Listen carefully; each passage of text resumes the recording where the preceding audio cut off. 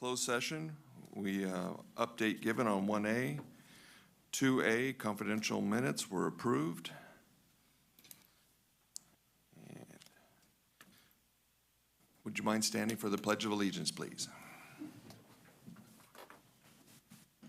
I pledge allegiance to the flag of the United States of America, to the republic for which it stands, one nation, under God, indivisible, with liberty and justice for all.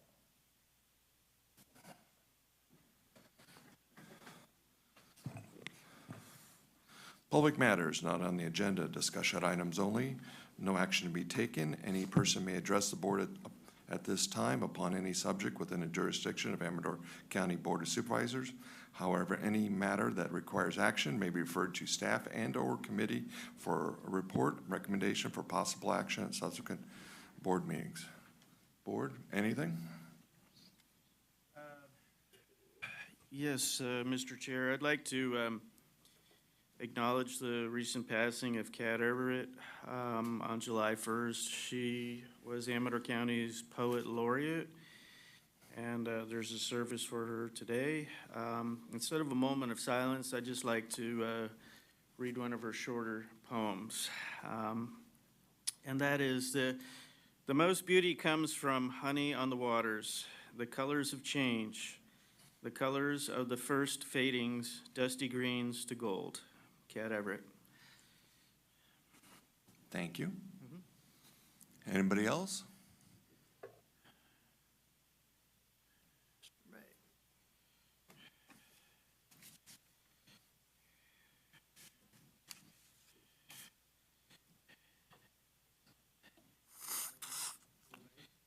Oops, hold on, Bill. Okay. Pens don't write very well.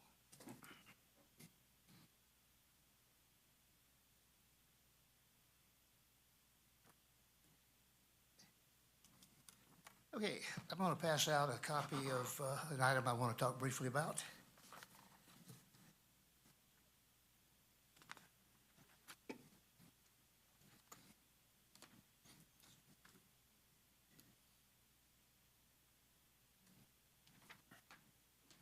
Thank you. Thank you.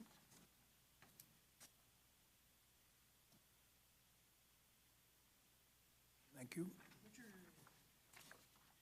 Thanks, Bill.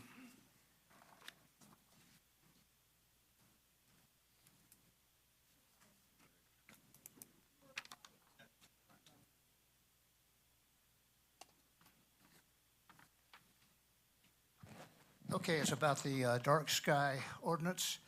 I passed out to you my proposed letter to the editor relative to asking the board to again look at and adopt the dark sky ordinance. That letter did appear in the Ledger Dispatch of July 7th. I don't want to tell you a quick story about why I think it's important. When we first moved to Jackson Valley, I had and I still have a big, tall light pole with a light on top. And every night, I'd turn it on. And you should have heard the other residents in Jackson Valley blessed me for how dare us violate the dark sky. They came to Jackson Valley to live in peace and quiet, rural area. They didn't like lights going on all over the place. And I think that is probably the opinion of virtually most of the residents in Amador County. We are a rural county. We have no need for the bright lights of the cities. And I request that the board again look at that and go back and adopt a dark sky ordinance. Thank you very much. Thank you. Bill.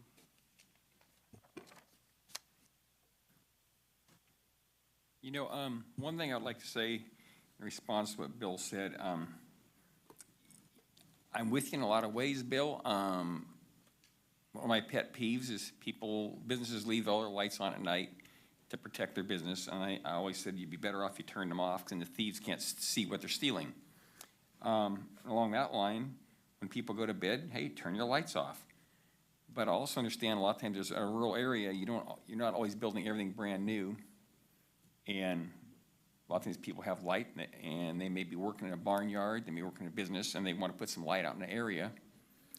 And the way the dark skies ordinance was written, it had a lot of problems. It was an overreach. So that's all I have to say. So, perhaps a shortened version of dark skies or reduced is more amenable to you, Supervisor? Possibly, yeah, we could consider that. Yeah, I would. Wasn't the El Dorado County's 2 or 3 pages and Amador's proposed was 19? Mhm. I think those numbers are a guess, but I don't think they're very far off. Okay. Anybody else on public matters?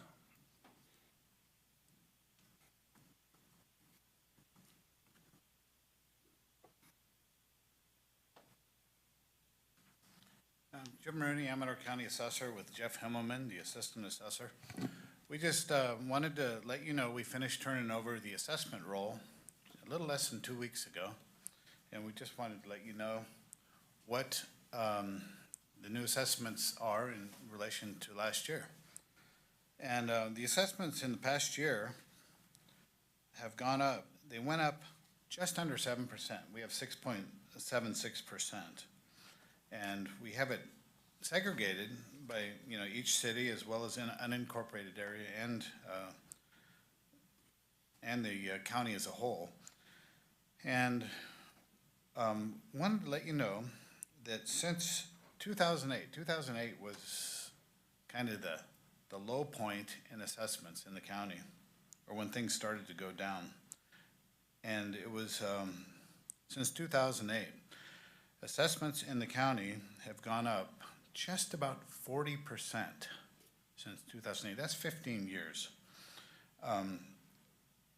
And since 2007, or actually, from 2008, they've gone up just about 40%. From the low point, from the low point, which was right around 2011, that was when things really got down low. Things have gone up 57.79% since that time. So we're up substantially from those down years. In the county, I did want to let you know that we have calculated that in the county there are approximately 15,400 residential properties, improved residential properties, essentially houses in the county. Of those 15,000, 8,445 are considered primary residences. That means people, they're not renting it out. It's not their second home, it's their primary residence. Also, in the county,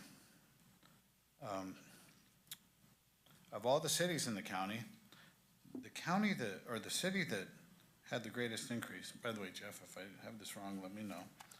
We're showing, the reason I asked Jeff is because Jeff is the one who did all the final numbers and calculations.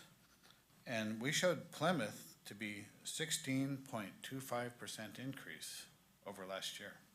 Plymouth was the largest increase in the county. And its total assessed value is about $179 million. The next biggest increase in the county was Ione. Ione went up 12.82%, which is substantial. And Cedar Creek went up about 5.56%. Jackson only went up 3.84%. And we're pretty sure the reason Plymouth and Ione have increased as much as they have is they have a lot of building going on, which is new value on the roll. What's the upcountry do? What's that? Do you have any numbers for upcountry?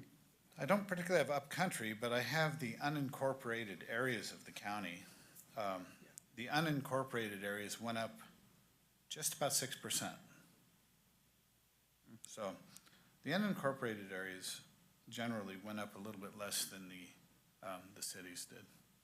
So anyway, that has been, let me think, that has been 1, 2, 3, 4, about 7 years of increase of assessed value. Back in, gosh, let me make sure I get this right. But, gosh, maybe it was more than that. So I got this on 2 different pages. But anyway, we've had a number of years of increases, and most of us all remember 2007, 8, 9, 10, 11. Property values were terrible. Well, things have been pretty healthy the past few years. And one thing that I'm kind of pleased in is when we remember in 2008, 9, when real estate values were going down, they went down hard. They went down big. It seems to me that property values have kind of leveled off, maybe decreased a little bit, but we're not seeing that huge correction of 30 or 40% that we saw back in 2008, 9, and 10. So anyway, that's what's going on with assessed values, which directly affect, our budget, so. You still see, and I own every house that comes on the market sells very quickly.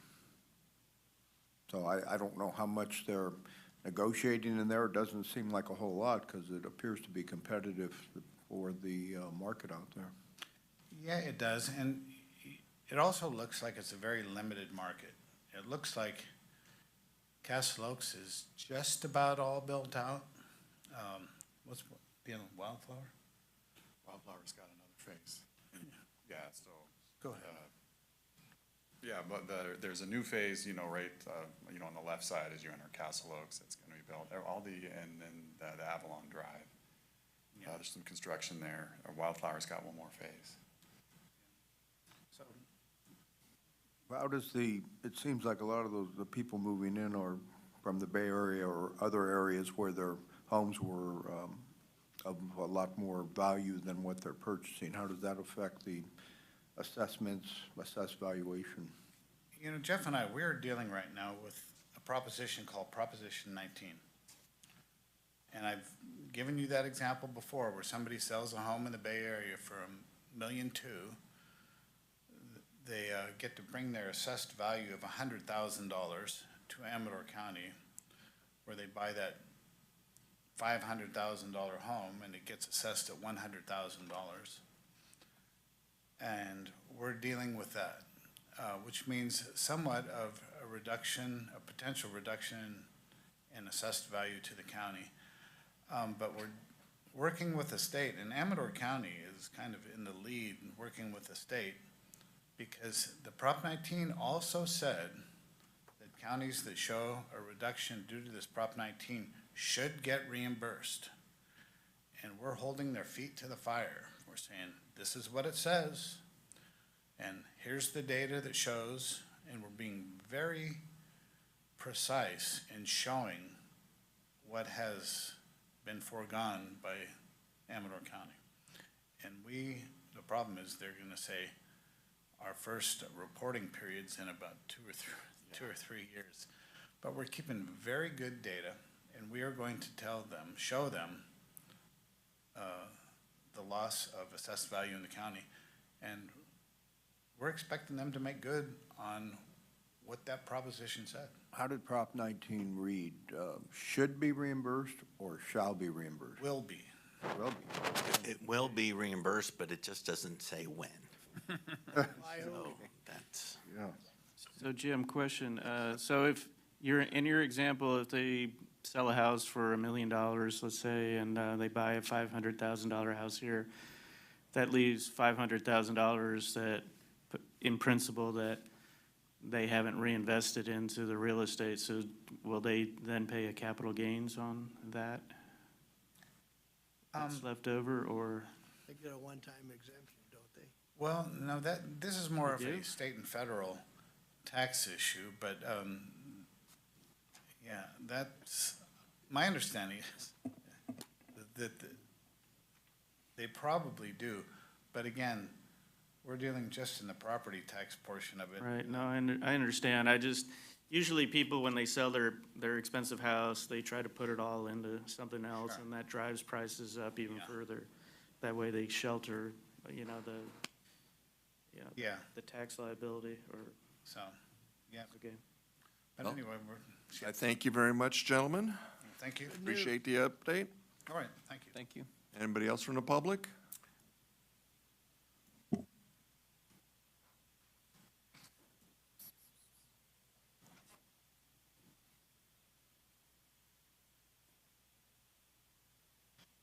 Michelle Geller, Code Enforcement. Good morning, Board. I'm just updating you on the last two community cleanups that we have, as well as inform you of the last two that are left. So the Pine Grove Pioneer Cleanup that was held on April 29th, we had 25 boxes hauled out by ACES. Total trash tonnage disposed was 37.79 tons. Green waste tonnage recycled was 23.07, and tire tonnage recycled was 2.94 tons. Number of appliances and refrigerators recycled was 96. As far as the transfer station voucher totals, which were from the Tuesday through the Tuesday of May 7, including the day of the cleanup, we did an estimated voucher tonnage of 74.58 with a total event tonnage of 135.44 tons. As far as metal recycling goes, we did a total weight of scrap metal at 33.8 tons. Our e-waste stats were 920 pounds of CRT, 1,551 pounds of flat panels, and U-Wed e-waste was 1,918 pounds, and laptops were 160 pounds. And then we also recycled 10 CF containers, which was a total quantity of 10,000 of paint. Any questions on that cleanup? Sounds like it was a popular event. Oh yeah, we got over 360 cars on that. On a baseball field. Is that just the Pine Grove Pioneer? Yeah, Okay, do you have the stats for the Sutter Creek one? yeah, I'm doing that one right next. Oh, I okay. was just asking if you had any questions on that one. No. Okay. So the Sutter Creek Jackson one was, number of boxes that were hauled were 21.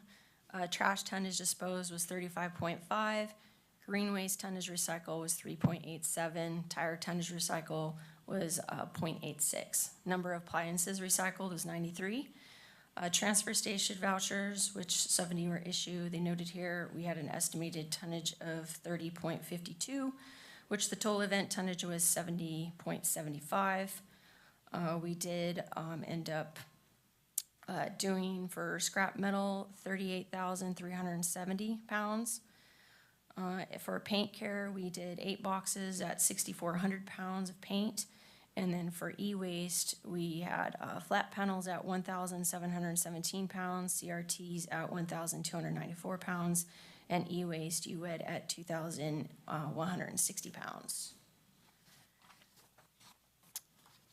Any questions about that one? No, but would you mind sending all those stats to the board? Yeah. I'd appreciate it.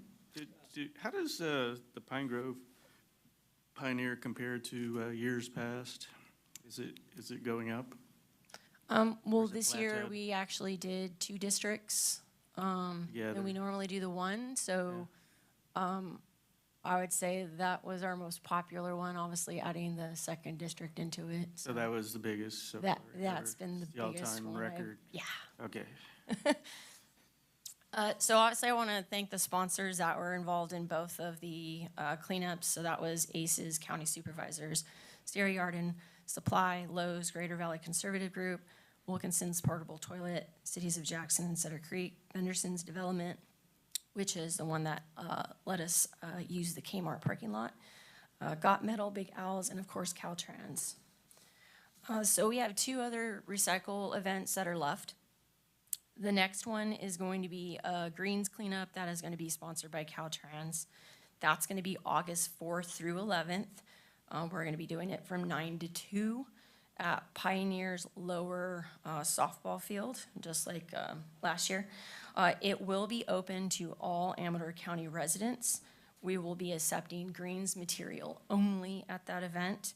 So shrubs, leaves, pine needles, manzanita, branches, and stumps that are no bigger than 24 inches by 24 inches, 2 feet by 2 feet in diameter.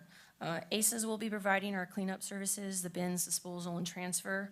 Sierra Yard Waste will be allowing us for equipment to load the dumpsters. This event will be a first come, first serve, and no businesses will be allowed. I will have a daily indicator out on the fence to be able to allow the residents to see what the capacity is. So again, if we reach capacity, the dates may cut shorter. So I want to make sure this isn't a free-for-all until the 11th. It is when we reach capacity with the grant amount that we have. You'll be accepting logs too? Yes, so anything, the diameter has to be 24, no larger than 24 inches by 24 inches, length and width. Oh, length too? Yeah, length and width, yeah. So Why is that? it, just for, I guess it's going to Fassini, so it needs to be able to go through their shredder, Okay. so.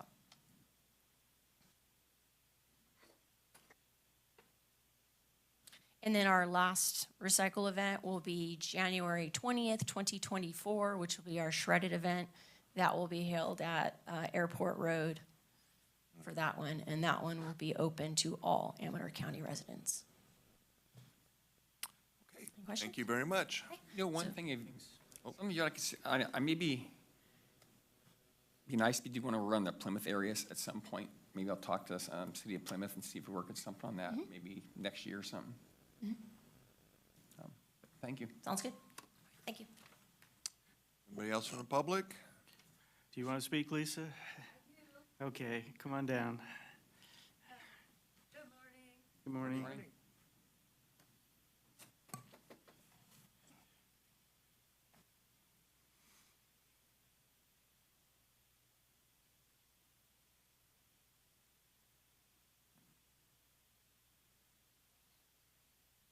So I'm Lisa Klosowski. I'm resident of Sutter Creek and have owned a business on Main Street for 24 years now.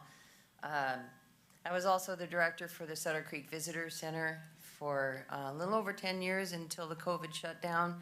And at that point, the volunteers and everyone was dismissed. And then when the Visitor Center opened up again, it had a different direction, and it was staffed by city employees, and that hasn't worked. So it's closing at the end of the month, and that's why I'm here. So, excuse me if Pat Crosby worked really hard to get us this visitor center and get a grip on myself here. And I think he would be very brokenhearted if we didn't try to keep it. So that's what I'm doing. I'm exhausting all avenues to try to save the visitor center. And I have contacted the landlord, which I have a good rapport with. I worked with him for many years. And he doesn't want to see it go either. So he has given me 2 weeks to come up with a plan for how to keep it. And he's a big supporter of it and doesn't want to see it go away. Our visitor center was staffed by all volunteers who love the area and are very knowledgeable in the area. We did regular field trips to different locations so they could speak intelligently on things.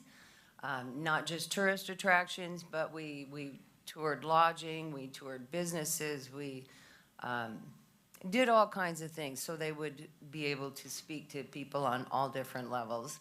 And we serviced over 8,000 people a year. We kept a written record for how many people came through the visitor center. And so I have, like I said, I'm exhausting all avenues to try to see if we can get 1 year to get on our feet. And I need the support of the community and the county. Our volunteers direct people all over the county for all different things. And anyway, that's why I'm here. I'm sure I'm forgetting a million things, but I wrote up a nice thing for y'all. Pardon me, I'm so sorry. Not a problem. I saw your email. I have a couple of questions. How was the visitor center funded in the past? Was that through the city of Sutter Creek? Yes. Okay, have you approached them and asked? Right now, there was nothing in the budget. The Okay. budget passed and the visitor center was taken out. Okay, So, on the 17th, I'll be going to city council and I hope I have, a good proposal at that time. What I'm doing is I'm contacting all kinds of organizations, businesses, private citizens, to get pledges.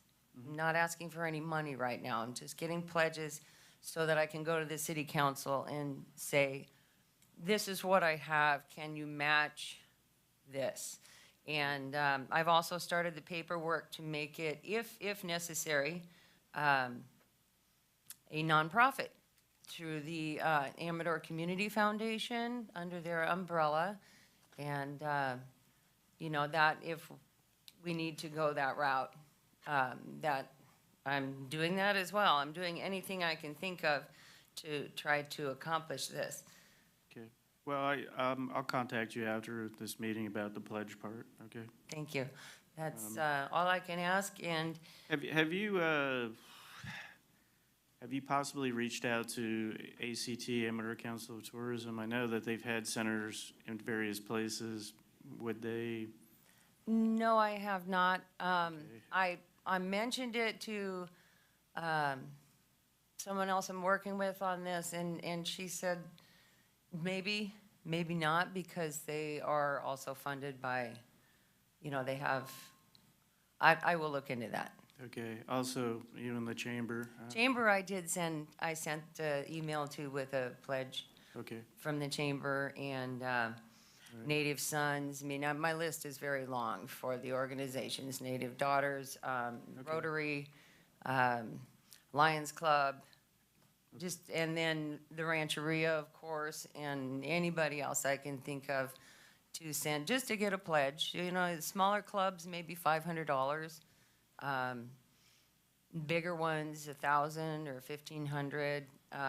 And like I said, they're pledges, and if they come back with, well, we can do 200, I'm of course gonna be very appreciative of whatever we can pull together Okay. to do this. all right, well, I'll be in touch. Okay, thank you. And would you like me to distribute the proposal to the others? Just go ahead and give it to Heather. Okay, thank you. Thank you. Lisa, For your time. how much money are you trying to raise? Do you have a dollar figure? I do, and in the packet here, I have the Okay. proposed budget. Okay. It's not much because it's volunteer run, there's no paid staff. Also, I sent out an email to all the alumni volunteers, and within 24 hours, I got 12 back. So, and I just started this 2 days ago. So that was when I found out that, and also, just to let you know, the landlord called me at home when they gave notice on the property. And he called me up and he said, Lisa, what's going on? And anyway, that's why I say he gave me personal time to try to figure this out and make it work. So I glanced at the proposal. The biggest expense seems to be the rent, right? Yes, and the rent did increase. Yeah. It went up from 500 to 850. He hadn't raised the rent in 15 years, and then when they gave notice, and he knows he can get a lot more than that for it. It is a perfect location. It's a small building. It's the perfect size. It's right on Main Street, right next to where Fine Art Gallery was, and perfect location, and people came in to look at the history. We had lots of history in there before.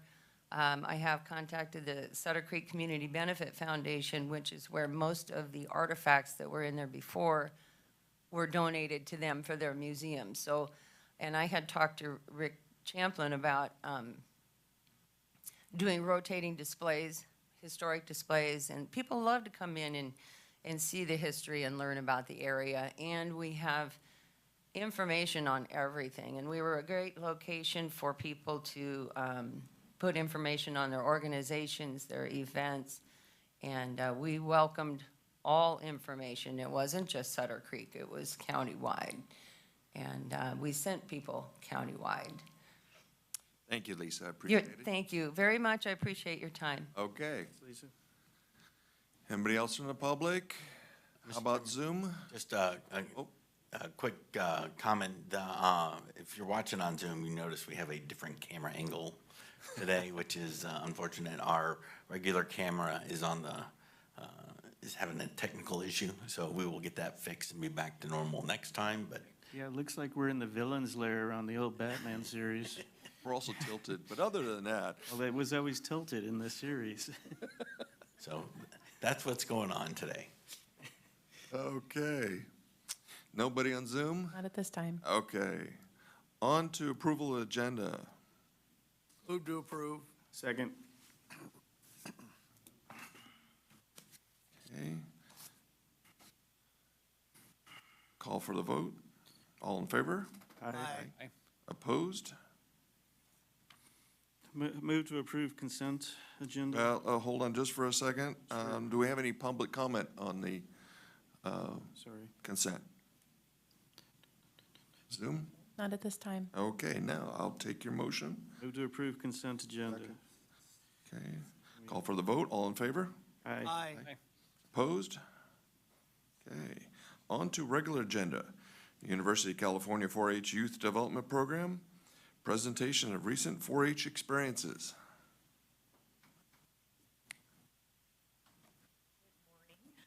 Morning. Morning. Morning.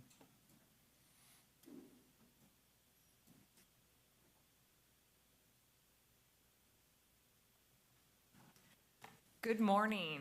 I am Dr. Kelsey Williams, right now representing the University of California Cooperative Extension 4-H program. And I'm just going to do some fun facts and introduce the group that we have here with us today. So I just wanted to let all of you know that Amador County has 3% of eligible youth enrolled compared to a statewide average of less than 1%. And this program year that just actually ended, so the 2022-2023 year, we are at near record enrollment levels for our 4-H program. So we're doing pretty well. As we speak, we have 7 of our intermediate and senior youth at the 4-H camp in South Lake Tahoe, so we're missing a few of our kids here today. And I wanted to formally invite you all to our Amador County Farm Day, which is going to be held on Tuesday, September 26th this year at the Amador County Fairgrounds. Okay, and then also don't forget we have our Amador County Fair coming up, and you'll see these familiar faces along with many other 4-Hers in club t-shirts or their uniforms, spending time in both the Fur and Feathers buildings and the livestock barns doing what we call barn duty. So they are there to talk to the public and to advocate for all the agriculture that they're involved in. So if you see these kids, please ask them questions about their project animals. That's what they're there for. So we have some of our poultry members. And this is our club leader for Ione, Miss Alyssa Hardy, and I'm gonna let her introduce her group. Thank you. Thank you. Good morning. Good morning. Morning. My name is Alyssa Hardy. I am one of our project leaders at the Ione Community 4-H. I run our poultry, our goats, arts and crafts, help out with a bunch of other groups, kind of fill in wherever's needed. These are a few of my members. Come on up, guys. These are a few of our poultry members. This is Ione's first year bringing poultry back. So Annabelle, my youngest over here, she really wanted to do poultry, and since I did it for her sister, I said, okay, fine, I guess I'm gonna lead it. So I'm learning along the way with them. This is Emma. She's gonna kind of take over from here. She's one of our junior leaders for Ione Community 4-H. Go ahead and pull the mic down to you. My name's Emma Bisag, and as she said, I'm the junior leader for Ione Community 4-H Poultry. and I've been in 4-H for 2 years. I participate in sewing, arts and crafts, floral, cavies, and goats, and I'm currently junior leader for goats too. And I'll be talking about bumblefoot in chickens, and bumblefoot is a staph infection in the foot, and one way that you can identify it is when the toes start curling in, and yeah, that's it. How do you treat that? It's not very treatable, but if you catch it in time, you can start clipping their little toenails. I forgot what they're called. Any more questions?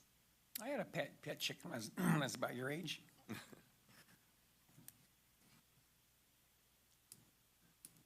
He was, I think, an Araucana, actually. Any other questions? Well, just a comment, I have about, I got 5 new chickens, and just released them with the general population, so I'm always interested in chickens. You got some, looks like you got some ducks there. Yeah. So these are call ducks. They're like ducks, but they're smaller. And originally they were used for hunters, so the hunters would put them in cages, and as you can tell, they are very loud. And Actually, they're very soft right now. I got a surprise. They're- Don't worry about them quacking right now. They're only 3 months old, so once Yeah, they there you get older, go. they're gonna get a lot louder. And this is about how big they're gonna get. Now, people have told me that, I guess, duck eggs are actually better than chicken eggs. They're bigger and they have more calcium in them, so they're healthier too. There you go. Do ducks get along with chickens? Depending on the duck. Like, And depending on the chicken.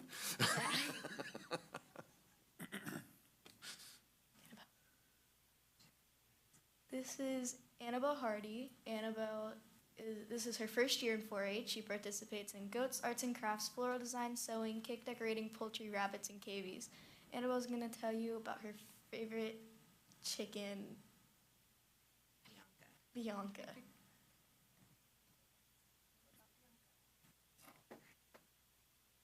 My chicken, Bianca, sometimes she likes just pecks, and Do she that. pecks my hand, Yep. and then she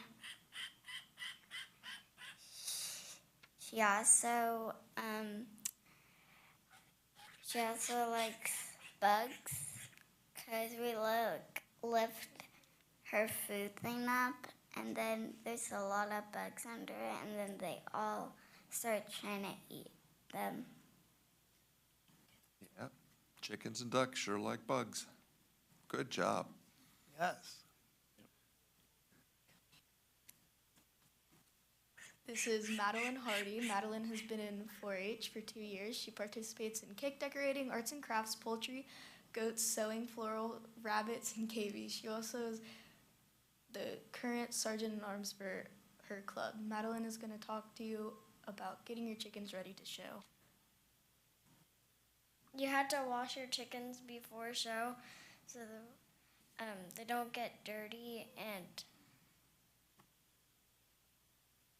How fun is it to wash your chickens? it's fun. Is it? Do you use a hair dryer on them? We haven't tried that yet, but they love it. Oh, yeah, Well, my chickens every day, they take like dirt baths. They have these little pits that and they lay in the dirt and flip it up on their feathers. Are you familiar with that? They do that to stay cool in summer sometimes, because when they burrow down into the... Go ahead and come forward to speak into the mic. They do that in summer to stay cool, because when they go lower down into the dust, it's Yeah. cooler for them down Is there. it? Yeah. I've also heard that's a way that they get rid of the mites. You know, I had a mite problem, but I got this good stuff at the feed barn, so I took care of that. You know what else is kind of fun? I kind of stopped doing it because if you go out and you turn stuff over for like rocks and boards, chickens get the bugs. And after a while, you'll walk out of your house and the chickens are free ranging. They meet you and they want you to go look for bugs for them. And what's interesting, you do that for a few months, and after a while, you flip stuff over and there's no bugs. They got them all. So they're pretty good at getting rid of bugs. Anything else? No. All right. Why, thank you for being here. Any questions from the board? They have more on their slide, sorry. Oh, I'm sorry. They're still going. We're still going.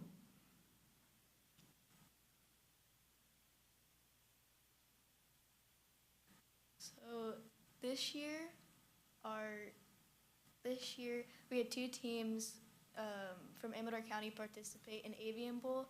Lexi and Lily Hemmel, Emma and Madeline were part of those teams, and we're going to tell you about competing.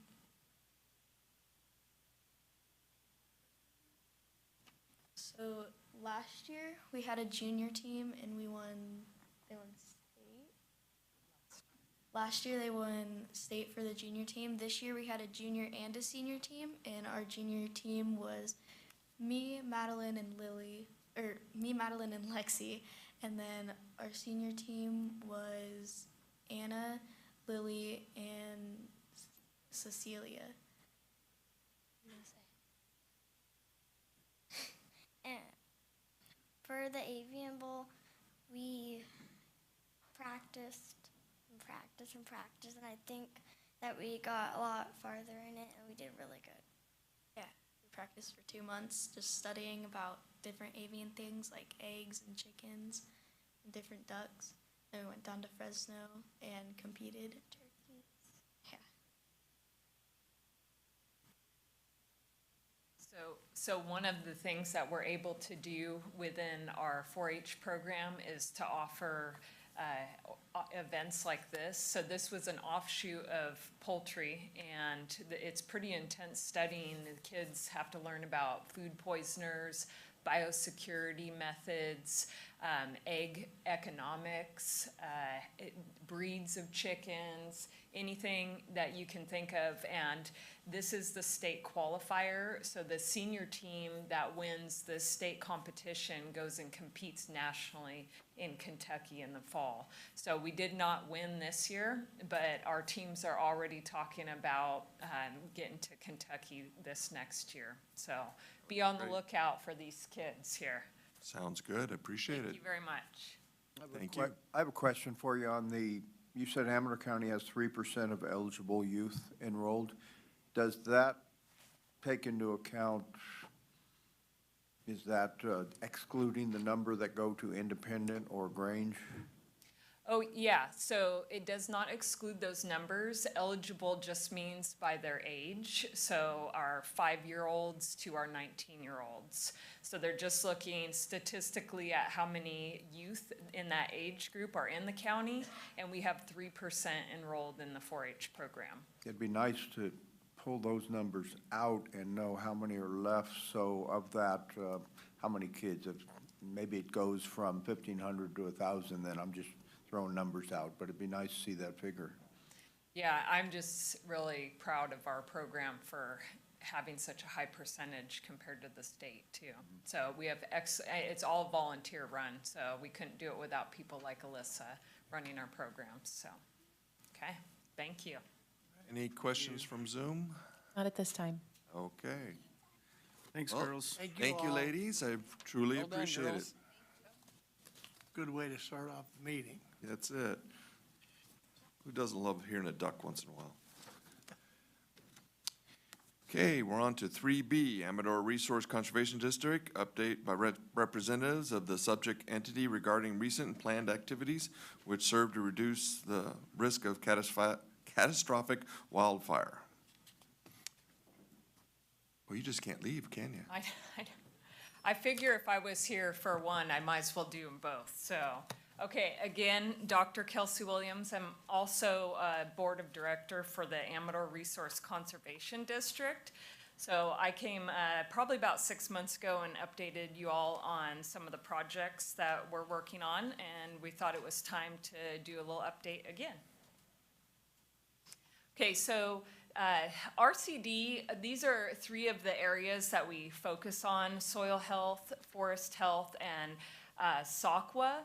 which the soil health, some of the programs that we help with right now or have funding for or are seeking funding would be healthy soils, application and assistance, carbon farm planning, pollinator habitat installation, which is a newer one for us, compost trial research.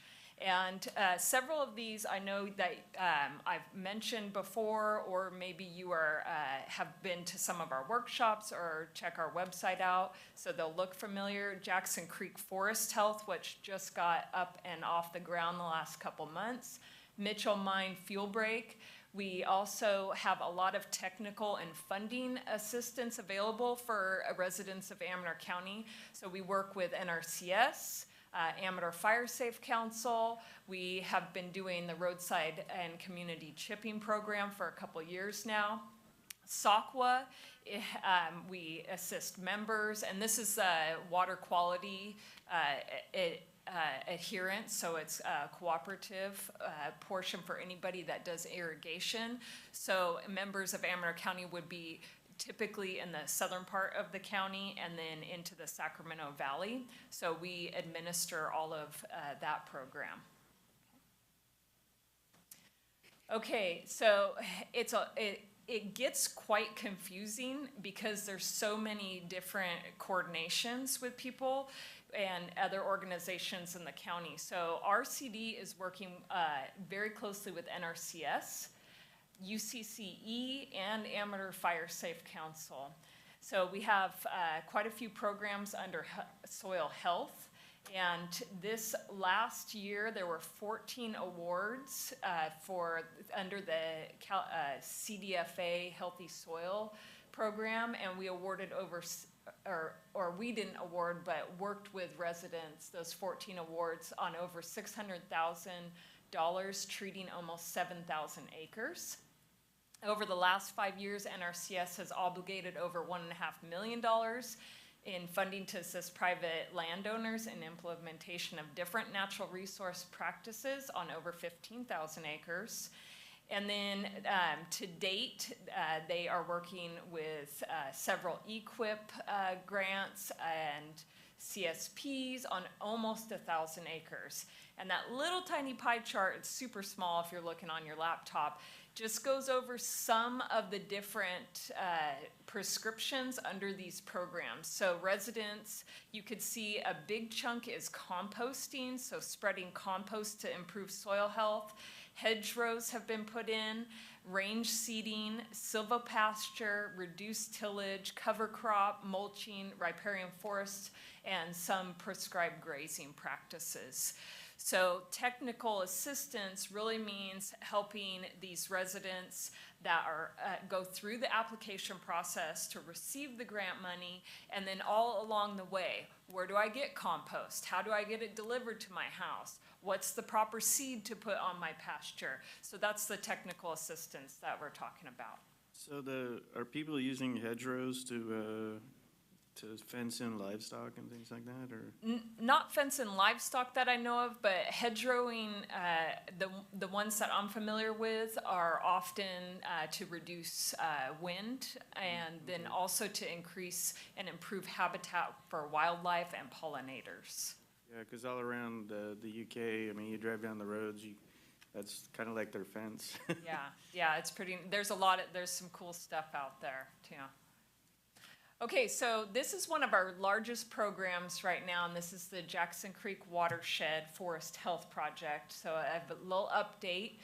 The whole project, we're hoping to treat approximately 1,000 acres. Currently, and I believe it just got finished up, we just treated about 400 acres through mastication, and then it will be followed up with prescribed grazing practices by goats and or sheep, depending on the land. And no prescribed burns have been completed at this point, but it is part of the process over the years. So the project timeline will run through March of 2025. And I know we did do a presentation, we've done several community presentations, but we'll create kind of a C shape, and this is really starting like about this area just up the highway, and it connects to what the Jackson Rancheria has already treated. So it should be this big swath of reduced fuel load for the Jackson Creek watershed area. And it is also promoting forest and watershed health along the way. So we are coordinating all the contract services with the private landowners on this project. Okay, the chipping program, the first year was a pilot project, and then we've got subsequent years of funding. So a lot of them are community chipping at stationary locations. For example, Lockwood Fire would be a stationary location where residents would bring their materials to have it chipped. Or like in my neighborhood, I signed my whole neighborhood up, and everybody was able to put their piles out, and the contractor came through and chipped for our whole neighborhood on a couple days. The plan is to move up country to Kirkwood and Silver Lake as well.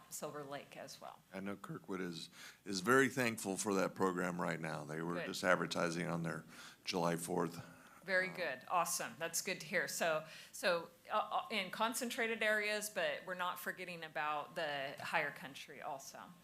Mitchell Mine Fuel Break, this was originally a program with Amador Fire Safe Council to do the fuel break, but then RCD is picking up, along with the University of California Cooperative Extension, to actually do research out there on different herbicide treatments, grazing treatments, and keep track of what is keeping this area free of vegetation the best. So they've got this all mapped out. Scott Oneto and Brian Allen, they're doing great research up there. They've had several community education events, and they'll continue to do that as we move through the program. Okay, so I always like fun facts. That's what I like to do for all the organizations I'm in.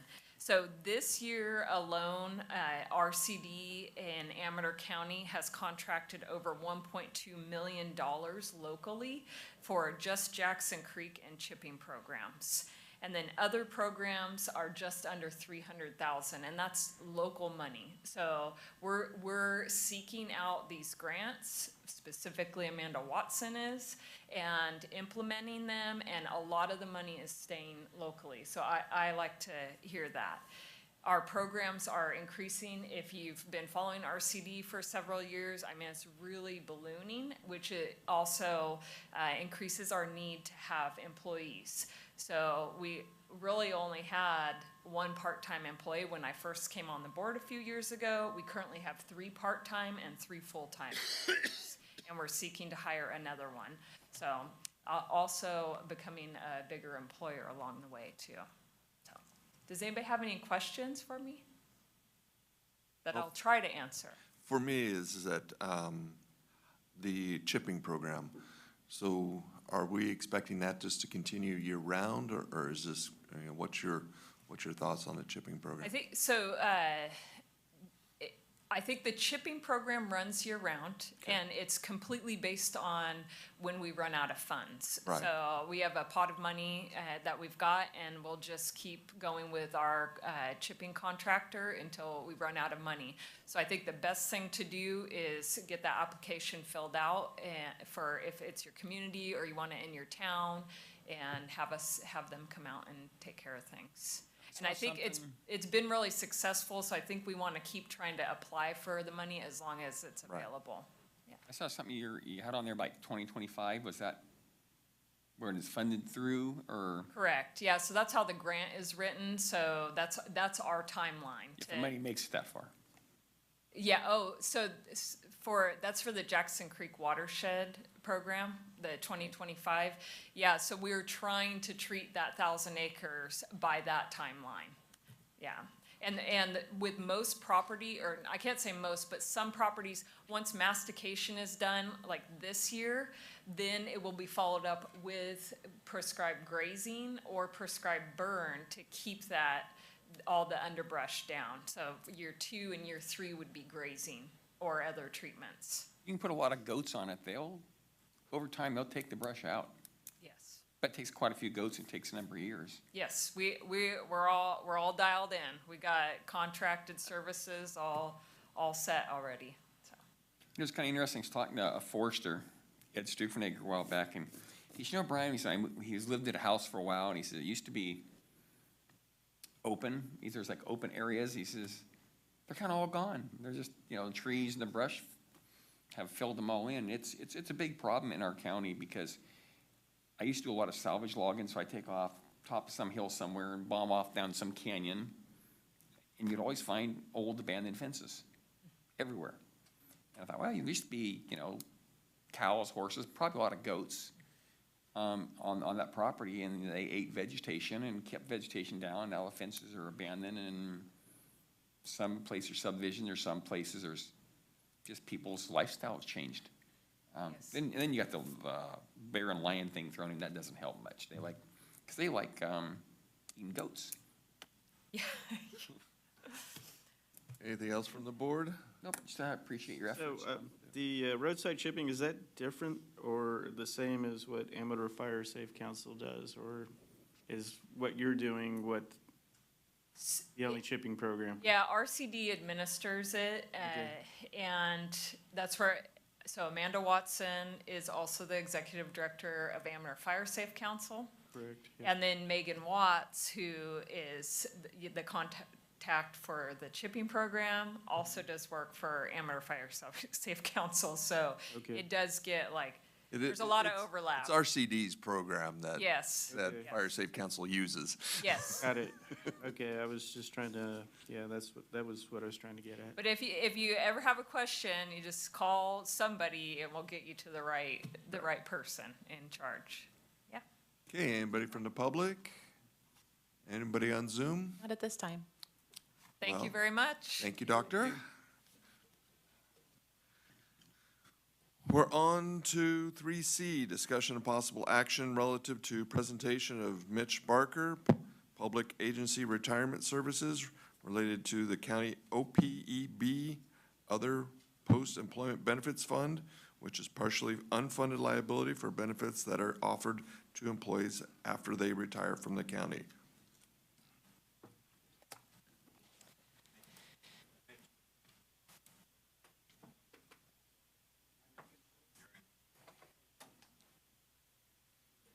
With you. Not for you, with you. Okay, that was easy. Chairman Brown, Sir? members, supervisors, great to be here. Richard, Brian. Go ahead and say your name, please. Mitch Barker, senior consultant with PARS, also resident of Amador County, Fiddletown, to be exact. Joining me today, Andrew Brown. He's a senior portfolio manager, Highmark Capital. Thank you for driving up from the Bay Area. I know you had an early start. Purpose of the meeting and presentation today is to do a quick review of your OPEB trust account. OPEB is retiree medical, and you've had some assets in our trust for some time. It's always important to review how those assets are doing in the investment world. So Andrew will be here to do that. The second reason to address you today is you adopted our trust to potentially pre-fund pension in the future. And it's important to close the loop on the paperwork, and that's to choose an investment strategy like you did 13 years ago for OPEB.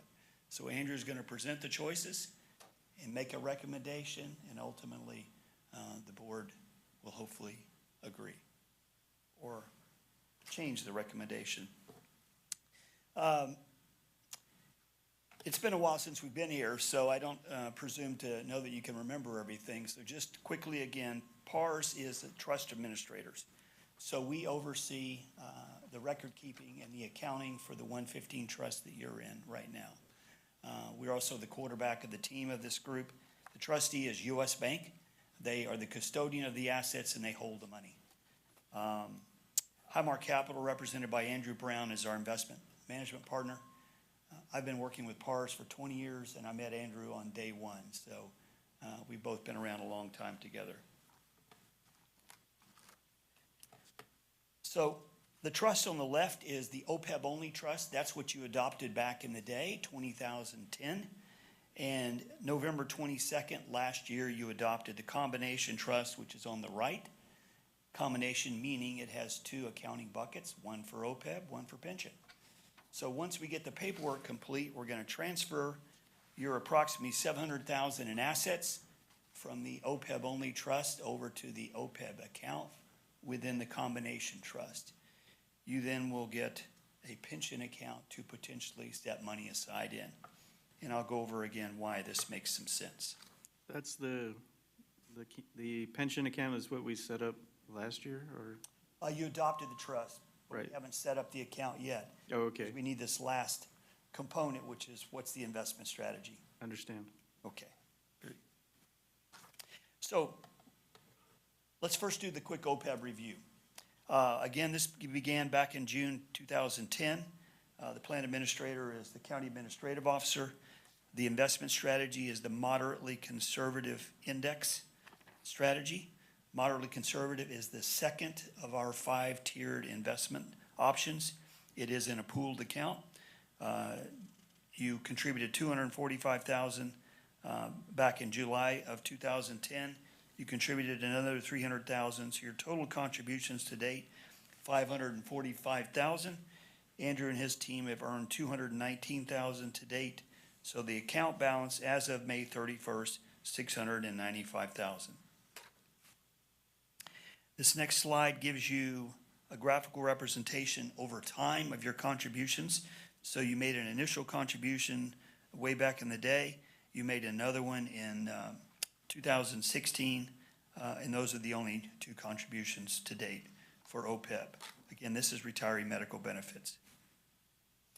GASB requires that you put in, that you get an actuarial evaluation done every 2 years. This is the latest study. On the right-hand side, you have 349 actives. You have 39 retirees that are receiving the OPEB benefit, retiree medical. So total plan members, 388, shown by the actuary. All right. The latest numbers as of June 30, 2021 shows a total liability of $6.2 million. Think of that number as the amount of benefits promised. How much money have you set aside to pay for those benefits? $770,000. So the amount owed on that promise is $5.4 million. So you're about 12% funded. So that's a good start. We just would love to see you take the next step and start contributing more. The actuary will credit you with a higher discount rate once you do that, which will lower the liabilities dramatically. Even a contribution of $100,000 will start to send them a message that you're getting serious again. By the way, GFOA considers pre-funding OPEB best practice. And pretty much all agencies want to be doing things considered best practice. Your expenses at the bottom there for the OPEB benefit are about $200,000 per year.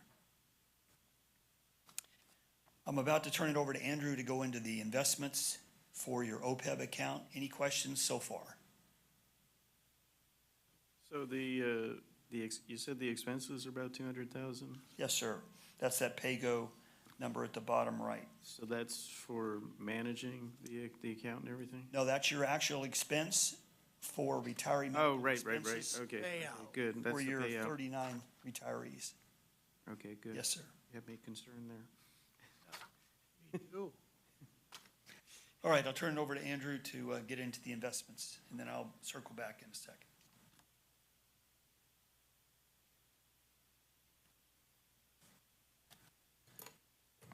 Good morning, Board of Supervisors. My name is Andrew Brown, Director of Investments with Highmark Capital Management. Highmark is a subsidiary of U.S. Bank. And I'm here today to give you a quick overview on the OPEB plan, of which at the end of this month, we will have marked and celebrated our 13th year working together. I'm going to give you as Mitch said, I came up from the Bay Area, but Mitch said if I take longer than 45 seconds on the economic overview, I'll be walking home to the Bay Area. So a quick overview on the economy, and then I'll share with you a little bit about the investment performance for the plan and part and parcel of that, a little bit on the positioning for the plan, and then I'll hand it back to Mitch to set the table for the investment discussion on the 115. So with respect to the economic forecast for 2023, recession, small recession, or maybe recession with a small R, not a capital R. We see the economic growth for GDP anywhere from a minus 0.4% to a plus 0.4% forecast rate. S&P 500 earnings probably down 8 to 10% over this period of time. Unemployment, we see it ticking up from a current level of 3.7% to a 4.5 to maybe 5.2% level at the end of the year. We do see inflation coming down finally after the last 2, 3, 4 years, 3.3 to 3.8% on core PCE by the end of the year on inflation. And then finally, with respect to what the Fed may do from, for the next 6 months or so, we see one more hike. That hike is likely coming this month.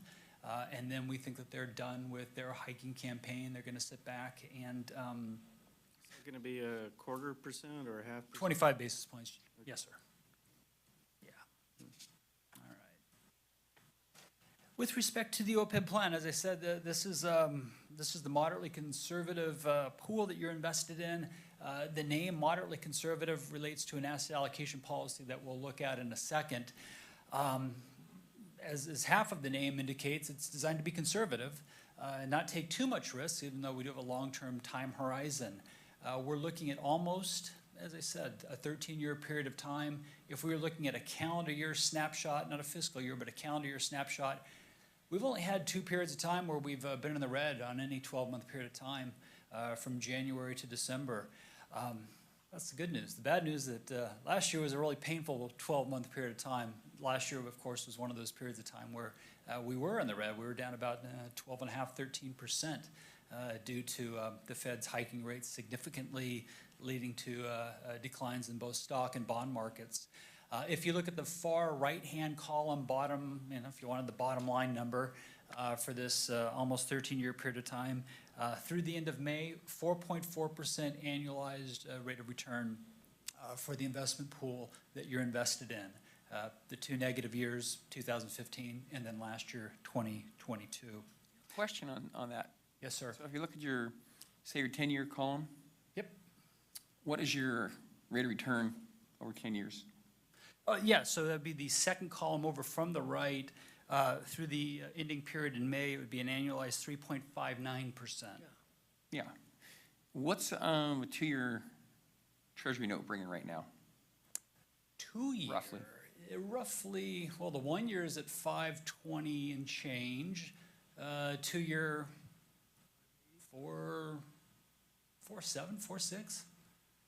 So I guess the question I have, if the way things are looking, looks like things are going down a little bit.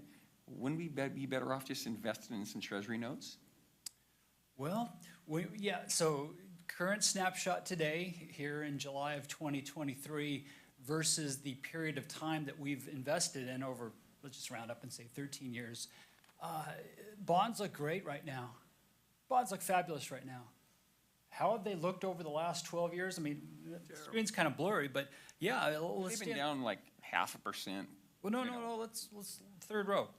Third row, we'll look at the 10-year column, third row from the top. Fixed income, 1.33%. So,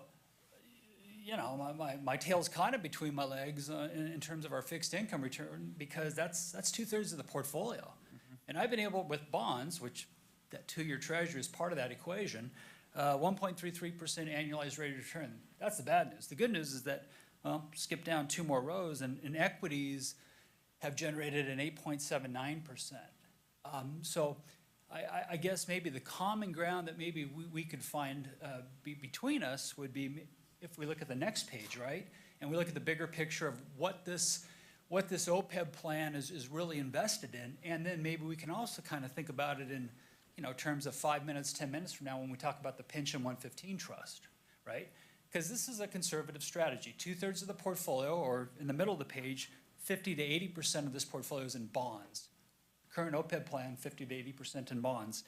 I think the future looks great for that 50 to 80% going forward. For either OPEB, or if we decide to do the same thing for the 115 trust. So yeah, but I think we would want, my recommendation or preview of it in a couple minutes, I think we would want some equities in a diversified mix for pension type of investments, for the OPEB pledge certainly, and then, well, possibly for the 115 trust. You still have a skeptical look on your face, so is there? Well, it's just, the stock market's pretty high overall, and you often you see corrections, that's all. Well, it did fall back, a couple of years ago. Now it's come back to where it was 2 years ago when the inflation kind of hit. We're not quite back to January 1st of 2022, but got 15, 16%. It's on its way. Yeah, it's, yeah, there's a little bit of momentum, that's for sure. As long as they don't invest in real estate in San Francisco right now. Well, it's not a mea culpa, but if you look at the equity section there in the middle of the page, the last line item into the equity section, real estate. We do have a 1% allocation to real estate equity investments, REITs, and maybe a smidge would be in, well, some type of real estate exposure that would have a little bit of a fingerprint on San Francisco. So it's small, but it's certainly not a direct focus of what we do. That's good, right? Thanks be to God, yeah. So those are the main things that I wanted to just provide as an overview for the OPEB plan. I'm gonna hand it back to Mitch. He's going to sort of set the table in terms of our investment discussion for pension investment objective.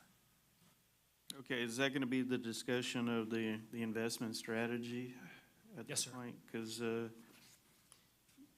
guess interest rates are high, which tends to favor the bonds and all of that, but, you know. Make some more should- attractive, yes, sir. Should we be in the moderately conservative area, or should we increase our holdings in equities? Well, for OPEB? Yeah. Yeah, so excellent question. You have a multi-decade horizon.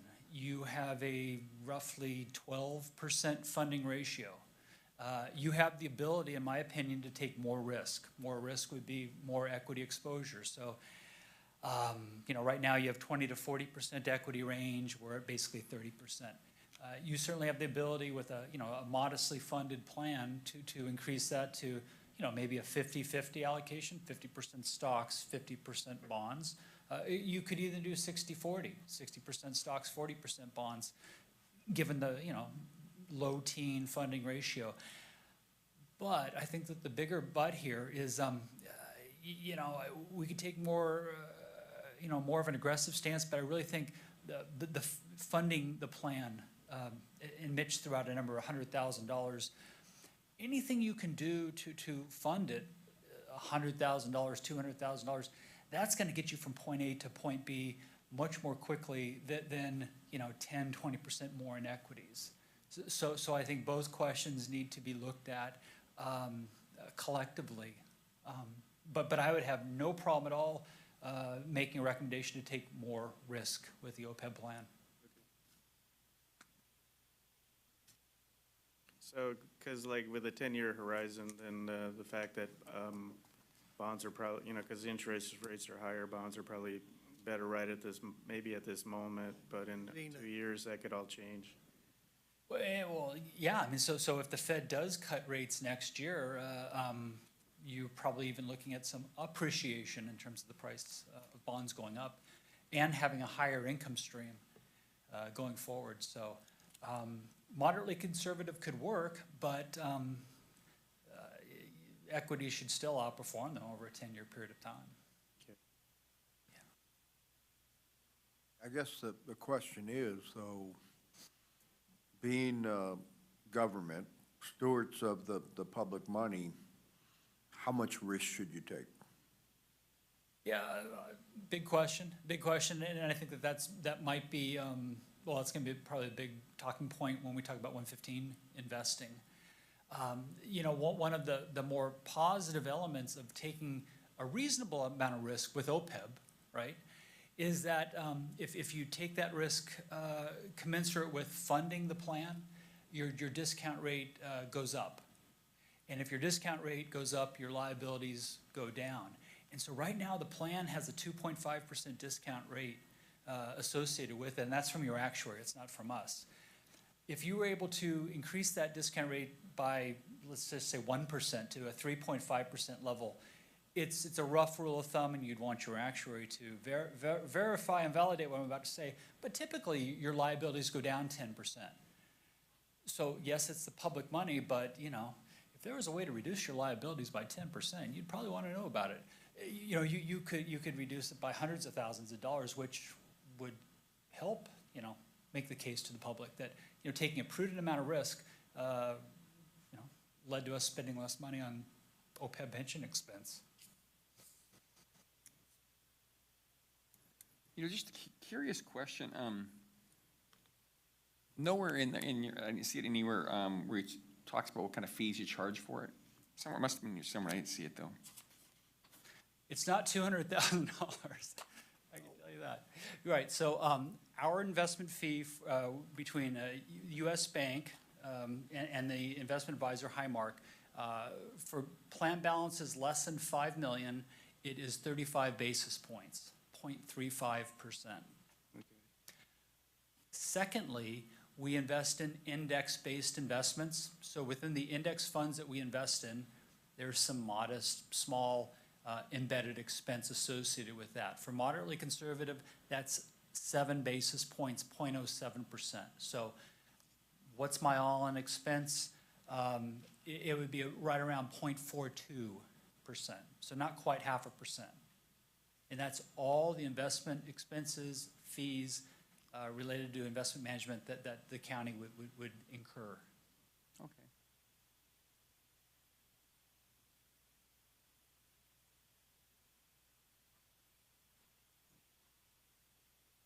Any other questions? Okay, thank you. See you in a sec. By the way, 700,000 times 0.06%, if I did the math correctly, is $420 for the year. Okay, So divide that by 12, because most people think in terms of monthly. I feel much better now. It's not so much. But fees are important, Brian. All right, so let's go to the pension. Just a reminder now, you've adopted this combo trust. We're gonna transfer over your OPEB assets into the OPEB account, about 700,000, and then you're gonna gain the ability to set money aside for pension. Now, I can't remember what I did 7 months ago, and you may not be able to too. So I just want to review the CalPERS numbers and why we think this is a good idea. By the way, 300 other agencies have done this, meaning adopt the pension rate stabilization program, including 30 counties. So if you look at the numbers on page 17 here, the slide in front of you, and you look at that middle column, these are the numbers reported by CalPERS, if you looked on their website right now, from last August. In 1 month from now, they will update them again. Unfortunately, they run 1 year behind, and they claim because they have 4,000 agencies and it takes a long time to value, that's why it takes 1 year for them to report their numbers. But these are the most current. So that middle column for pension shows a liability of $282 million. Fortunately, 2 years ago, they had a great performance year. They earned 21%, as you see on line 2. Your assets went up to $220 million. So your liabilities went down to $62 million. So your funded ratio as of a year ago was 78%.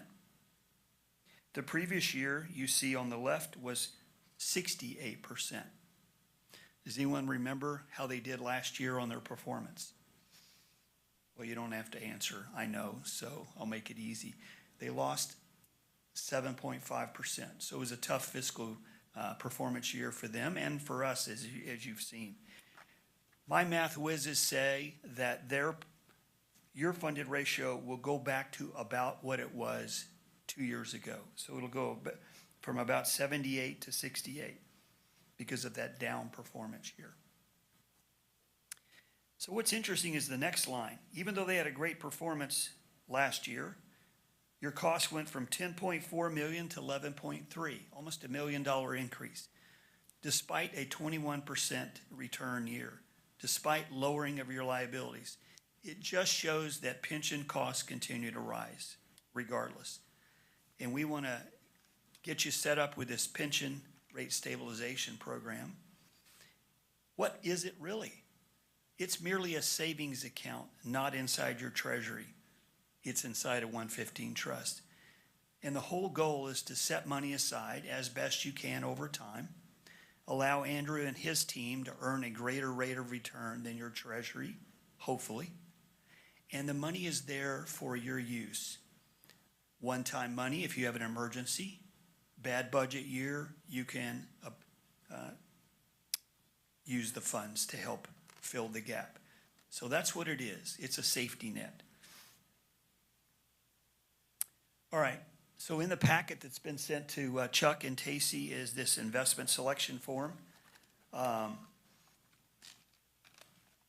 Again, your OPEB account on that left column is already currently checked with moderately conservative, although it's not checked on this form, but you're already in that moderately conservative strategy. The idea in front of you now is, what do we do about the pension account?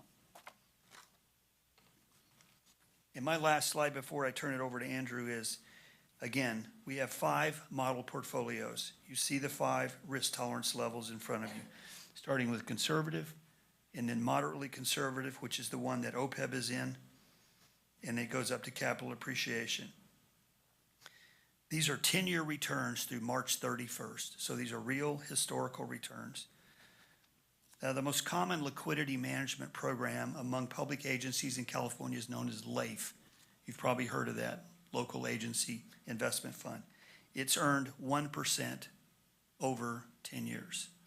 So the opportunity is to try and out-earn LAIF over time. Again, moderately conservative over that 10-year period has earned 3.82. Your particular strategy has earned 4.4 because that's over a longer period of time. So those are our choices in front of you. I'll turn it over to Andrew now, and he can give you some thoughts.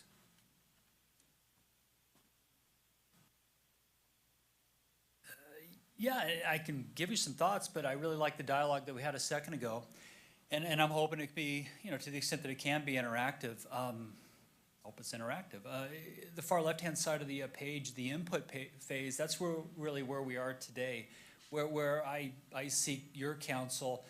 And then once I get your thoughts in terms of what you're looking to accomplish here with the 115 Trust, I can make a recommendation with respect to some type of asset allocation model to maybe get the dialogue going. I can share 2 sort of themes that we've seen with other clients with respect to investment objective. The first client would come to us in PARS and say, you know what, we have a funding ratio of 65, 70, 75%, some percentage. We want to get that up into the high 80s, and so we're going to send to your organizations, 2 million, 3 million every year. We're not going to touch it for a 5 to 10 year period of time, and we just want you to grow it. And sometimes even clients will say, we'll create a little beauty contest between you and PERS, create an asset allocations that's somewhat similar in terms of reward and risk that PERS does. And Andrew, Highmark, that's your marching orders. That's maybe about 20% of the time. The other 80%, the majority of our clients that we work with, look at it like a pension rate stabilization plans, whereby, right now your annual pension expense is around 11 million-ish. It looks like it might go down a little bit over the next 5, 6 fiscal years, but it's still going to be somewhere around 10 million a year in terms of expense. And Mitch highlighted some of those variables that may come up and bite you in terms of raising an annual pension expense over the next few years. And if that were to coincide with maybe a tougher year with the county than not, you do have this side pool of assets where the only thing I would correct with what Mitch said, it's not really a savings account because these assets are going to be invested more than likely in stocks and bonds, and it's not the safety that a passbook savings account offers, but it's going to be a side pool of assets invested in some type of, in the far left-hand corner, some type of risk tolerance proposition. But it's really the timing of the use of funds, the last bullet point on the far left-hand side under input phase. That's really the dynamic that makes this a much more variable type of relationship. We may come into this right now with sort of a 4 to 5 year horizon where your best view is that you're not going to need these funds for at least 5 years, but something might change. Fires or droughts or something where you would then need these assets to reimburse yourself for pension expense. So while these are long-term liabilities, sometimes we don't necessarily work long-term with this type of relationship. And if we have a shorter-term time horizon, then we're definitely looking at more conservative allocations. Well, it's probably depicted better on the next page graphically, where you start from the bottom left to the outer right. The more conservative allocations would be in the bottom left-hand part of this efficient frontier. So conservative allocation is something that has right around 15–20% in equities, 80–85% in bonds. For the OPEB plan, we're currently in the moderately conservative strategy. That's a 30% stock, 70% bond allocation. And I kind of just stop here in terms of giving thoughts and considerations for the board. Certainly, we do have more investment, we do have more aggressive investment objectives, but coming into today, I wasn't really getting the vibe that you know, a 50-50, 60-40 portfolio for pension was something we want to spend a whole lot of time on. Correct me if I'm wrong, but yeah, I think one of those two investment objectives would probably work well with what I've been told are some of the county's goals for this 115 trust. And you know, you saw some of this with the OPEB investment, where we're diversified amongst a variety of asset classes within equities and fixed income, and this exhibit just sort of shows that. We have a variety of investment objectives, and the last page I have, and I always kind of want to caveat this with, my recommendation for the county is what I think is best for the county, and it doesn't matter what other counties have done. That said, usually clients want to know, what have other people done? And so here we have sort of a pie chart that depicts what other counties have done within our 115 program, and the biggest part of that pie wedge, if you would, moderately conservative, which is what the OPEB's under right now, almost 41%. So not quite half, but certainly the majority of clients, our county clients, have selected the moderately conservative strategy. And then 27% have selected the what we call the moderate strategy, which is a 50-50 type of portfolio. So when would we, if we start placing funds into the 115, when would it be expected that we would access that money that, or you know, the earnings that are in that? Is that like in 10 years or? You have full access. You have limits in terms of the amount that you can, I think it's 2 years? Yeah, you're limited to 2 years of annual pension expense that you can reimburse the county on. But in terms of the timing, that's more predicated on county budget dynamics and desire. The limit, though, is 2 years. I guess, I don't know what the actual question I want to ask is, but when would it be expected that we would actually want to tap that fund to do something, you know, to pay down some of the unfunded liability?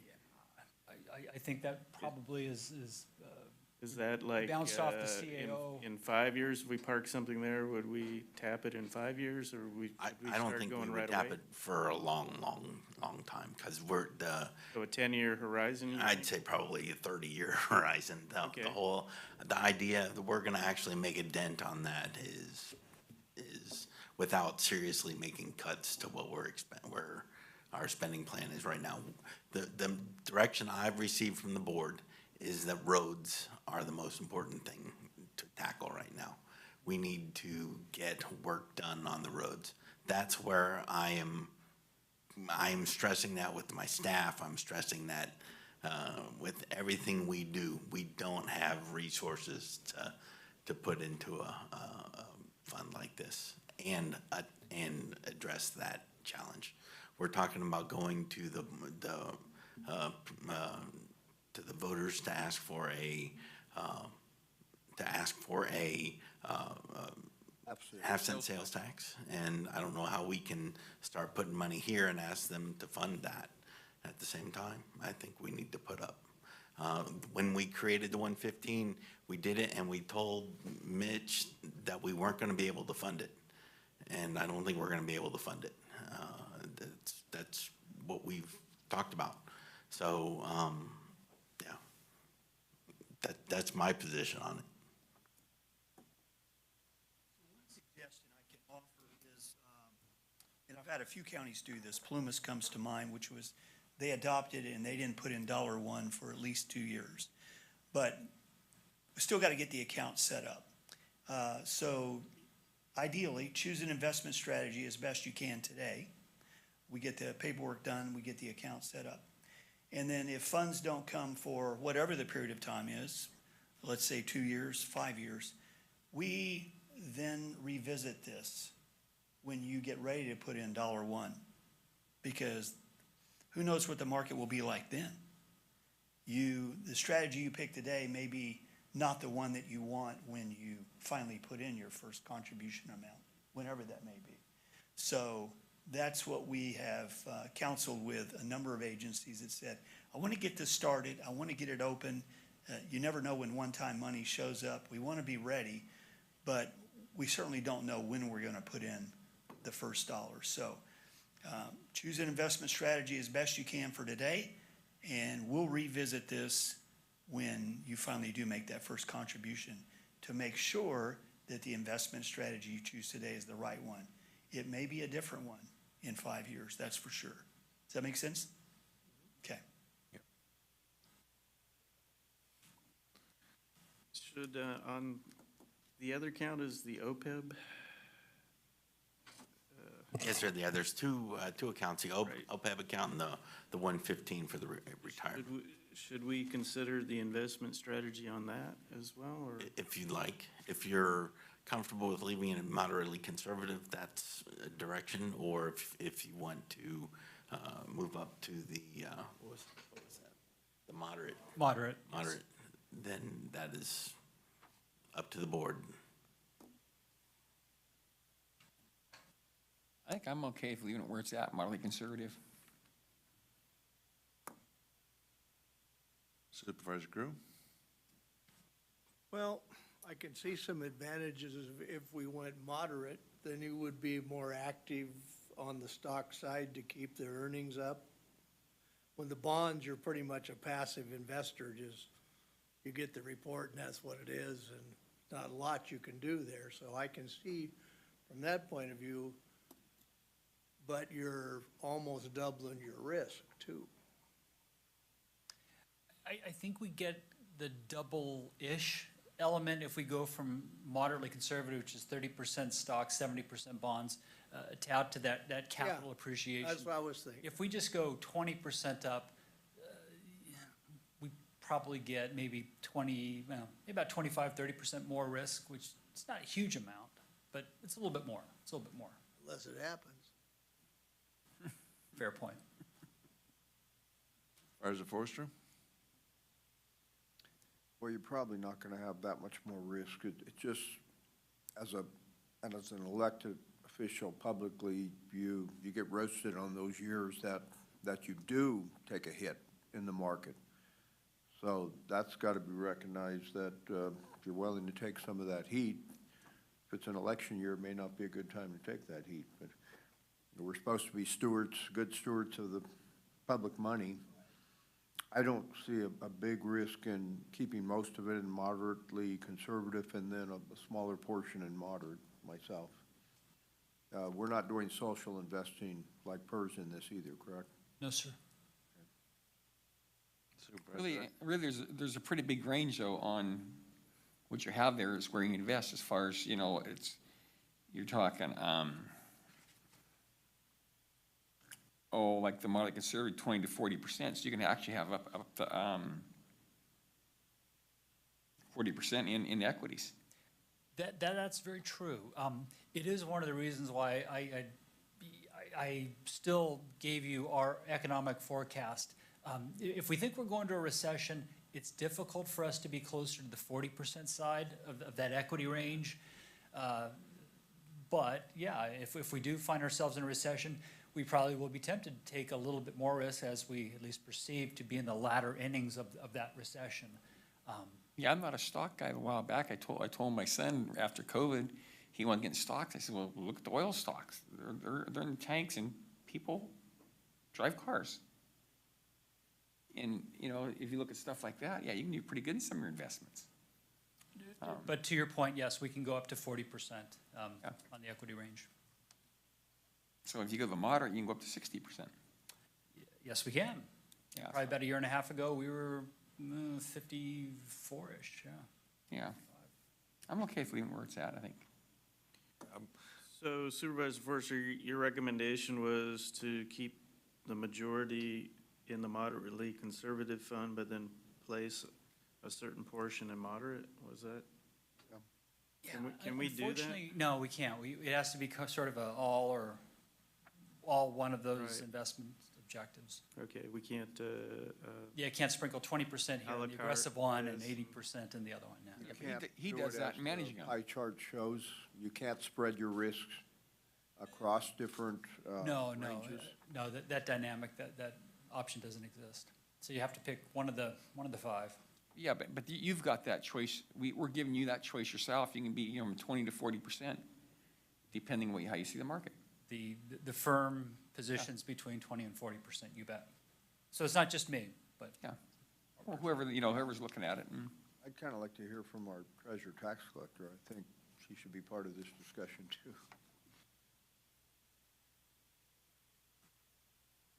She's here.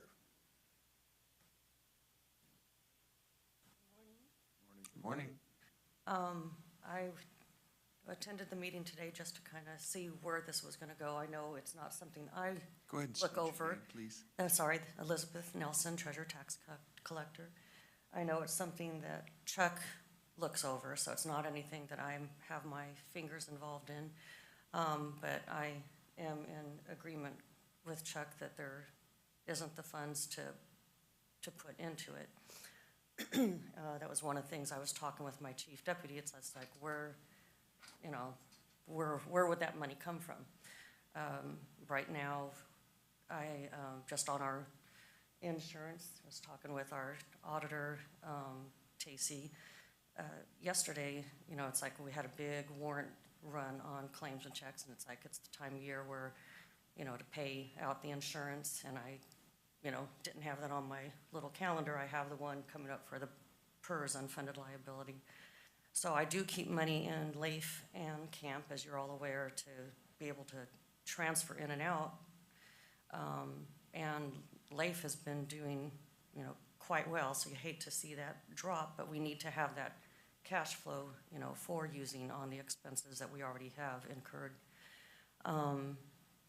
But I think as far as where Chuck has the investment approach right now,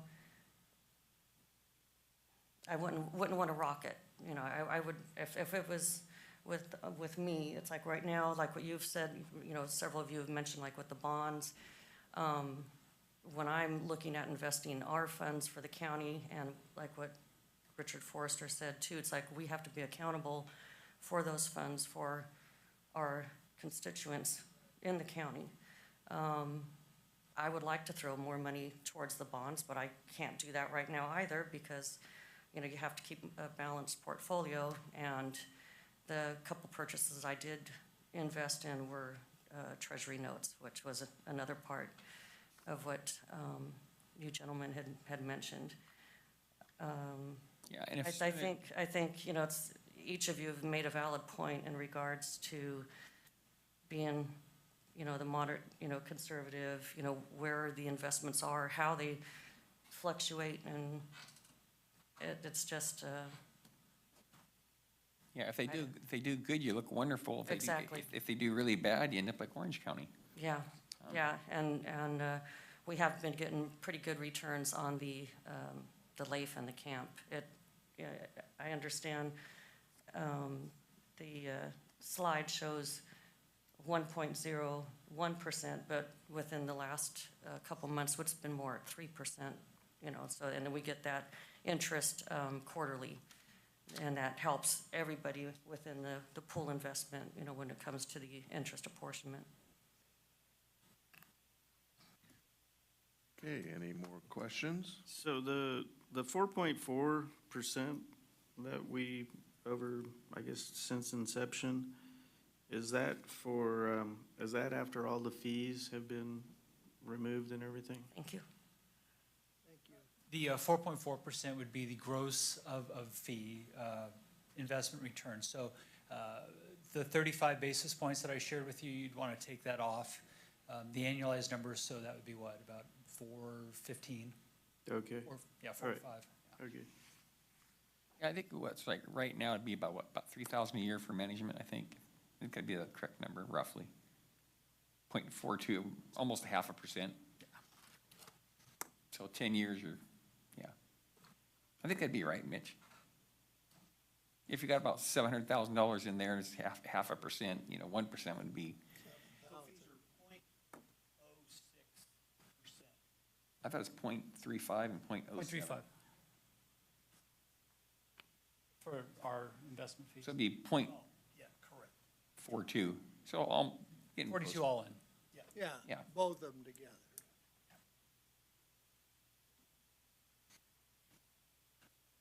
Yeah, I'd be kind of curious, you know, I mean, we can do the rough math. Could lower that down a little bit, but not a lot, really. I'll do my best. Yeah, no, I mean, no, I'm just figuring, I mean, Frank's question was a fair question. So what is our direction to staff? What do we stay where we are? Moderate conservative? Yeah, that's where I'm at. Yeah, Because to Richard's point, you know, I mean, it goes from 20, there's 20 to 40% leeway there. So that gives, if they want to go in some of that, more equity, they can. Supervisor Forster? I'll go with the majority on this one right now. Okay. Supervisor X? Well, I was the one guy that was gonna buck the system, but it doesn't look like there's enough votes there anyhow, so. Well, you can still buck it. I mean, come on. Pretend you're Brian for change. Chuck, what are we looking for? Whatever direction you would like to proceed in, whichever investment strategy is. It looks like the investment strategy for the board right now is the moderate, stay with the moderate conservative. We'll set up the 115 with the same strategy. Correct. You actually have other counties that are, what percentage of other counties are going into the moderate? 20. I doubt if many are going to balance or capital appreciation. At 27. 23? Yeah. So you actually have some counties that are going into capital appreciation? Yeah, 30 counties have adopted, and yes, 4.5. Yeah. Go ahead and speak into the mic over here. Thank you. Well, the reason why? Oh, well, yeah, well, I didn't mean to be snarky when I said this, but the beauty contest concept where, all right, we know, I mean, as Chuck said, 20, 30-year horizon, we're not going to touch this. We want to be as aggressive as we are underlying with CalPERS, and let's see who does better, and let's diversify away from Sacramento. So those variety of motivating factors say, Andrew and team, be as aggressive as PERS is with the underlying main pension plan. I will also say that if we ever get into a situation again where the interest rates are back down low and we do refinance our obligation with PERS, then this becomes a very different situation. And having a 115 is seriously important. And So it would be an asset at that period of time? it would be, and it would also be a hedge against CalPERS. If we issued refinance bonds and repay our obligation to PERS, which promptly then loses value because they screw up their investment strategy, having this funded to offset that risk is the way to go. I think PERS has already screwed up their investment strategies. They've shown they're experts at it, so. Okay, do you have enough for your direction, Chuck? Yes. Okay. I guess we could always come back and revisit this in the future, too. Absolutely. That would be my recommendation is, no funding is coming anytime soon. We're clear on that. I think when you do have funding in the future, if and when, we revisit this. Yeah, I don't want you fair to feel enough. like it's locked in. It is not locked in. It always can be changed. And possibly get through the next presidential election and get some stability. Thank you, gentlemen, I appreciate it. Yeah, appreciate your time. Thank you. That was no remark on the current administration. I mean, just in the election cycle is turbulent. It's heating up. Like, I liked your original remark. Yep. Okay, consideration on 3D, consideration of consolidating response to the notice of participation received from the Amador County Unified School District regarding the school consolidation project. Planning and Public Works have included draft comments for consideration. Comments are due July 20th. So Supervisors, we got the letter that's included in here for asking for comment for areas of concern that we would like the school board to look at as they do their EIR. Planning didn't have any comments. You see Public Works comments that are there. And the question for the board, is there anything else that the board would like to add before we submit them for the school's consideration? We do not approve their EIR. All we are asking for here is areas for them to look at as they perform their EIR. Who would approve their EIR? They do their own. Oh, okay. With regards to Public Works letter, would that, if their EIR finds that they support that project at Wicklow, would that enable them to secure funds to help that project become a reality, or no? I'm not sure how this would really affect their funding. Yeah. Just what they would have to do in order to mitigate the. Okay, so potentially it might say they would have to mitigate that or do that project as the mitigation. Right, that intersection that we're asking them to look at is impacted, then some sort of mitigation needs to be devised. I see. That's as far as I believe it would go. Okay.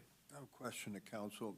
This seems like a very short comment period from the school district. Is there a statutory requirement? This is just on the notice of preparation, which is what topics will we look at. There'll be a draft EIR, and there'll be a comment period, which will be longer.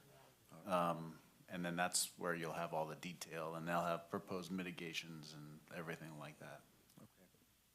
I would suggest that Mr. Vila work with John Gedney from ACTC. We covered this at our last ACTC meeting, and our council had prepared comments. I think they were public in our documents, so they can be reviewed along with the additional areas that were cited by our ACTC members, our board members.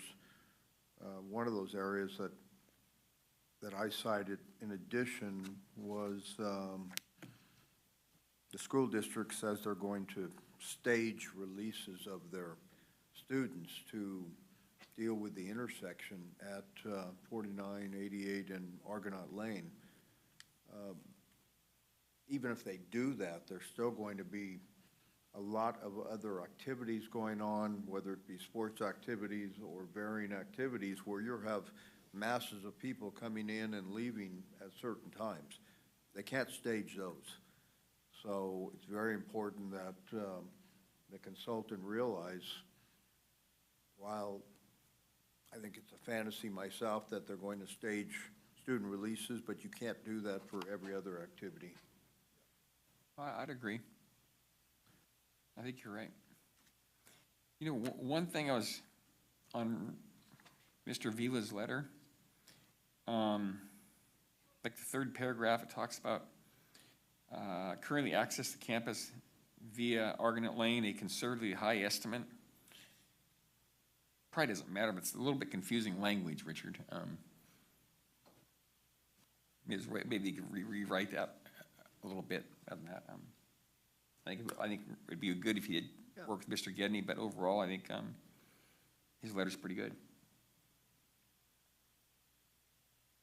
It addresses the point where it's, just there's going to be a real traffic impact on the Argonaut Lane area, especially. We just have to recognize that we need to get this letter, signed by me, or who is it actually signed by? Is it signed by the board, or? It can be whoever, since Public Works is the only department that's responding. If we want to give them direction, then just have the letter come from Public Works, that's fine too. There you go. Yeah, I guess there was one question that occurred to me. I don't know if we know that information or whether that will come out of the EIR on this particular letter from Public Works. But I guess the number of students has increased, which I'm assuming is coming from, our Amador High over to Argonaut. And of those students, how many are coming from the Ione area, which would really, I guess was mentioned in a letter, would benefit from access via Wicklow as opposed to Sutter Creek, which may not go all the way to Wicklow, or I don't know whether if they went to Wicklow and up to the school that way, would that also be a benefit as well? So I don't know. What are we talking about at that point? But we don't have the answers to that, do we? I would assume most Argonaut kids, most Ione kids already go to Argonaut. That's their Do they? school. Oh, okay, that's their school? Oh, okay. Most of them do. Most of them do? Is it optional that they can get either? They can go to Amador, they just have to make a request to the school district, and it's routinely approved. I see. Well, it's probably still would be a benefit then for them. Okay, never mind. Rich Veal of Public Works Director. I wanted to address the awkward language I had in there with regards to the split. And I tried to get those numbers. I requested those numbers from the school district. I never got a response. So that's an assumption on my part. And I feel that it's probably a high number. I went that way on purpose because it's probably the real number is even worse, that, the majority of the kids do not come in from that direction. So the increase that we would expect from the Amador High School is, percentage-wise, would be greater than what's stated here. I was just trying to be a little conservative on that. But I did try to get that information. Now, how many kids are coming from Ione versus the Jackson area, the current Argonaut campus, and I was unable to get that information. Okay. Maybe put in there trying to be conservative. You use the high number or something. I don't know. It's conservatively high. It's kind of Yeah. Well, you gotta use what your assumptions tell you if the school district is not going to be responsive. It is an awkward, I would agree. If I was an English major, I wouldn't be an engineer. I think ACTC found the school district non-responsive too until we really pushed the issue. But overall, I think your letter pretty well lays out the point. And just for a point of clarification, the Argonaut campus is bordered by Argonaut Lane and Stony Creek Road.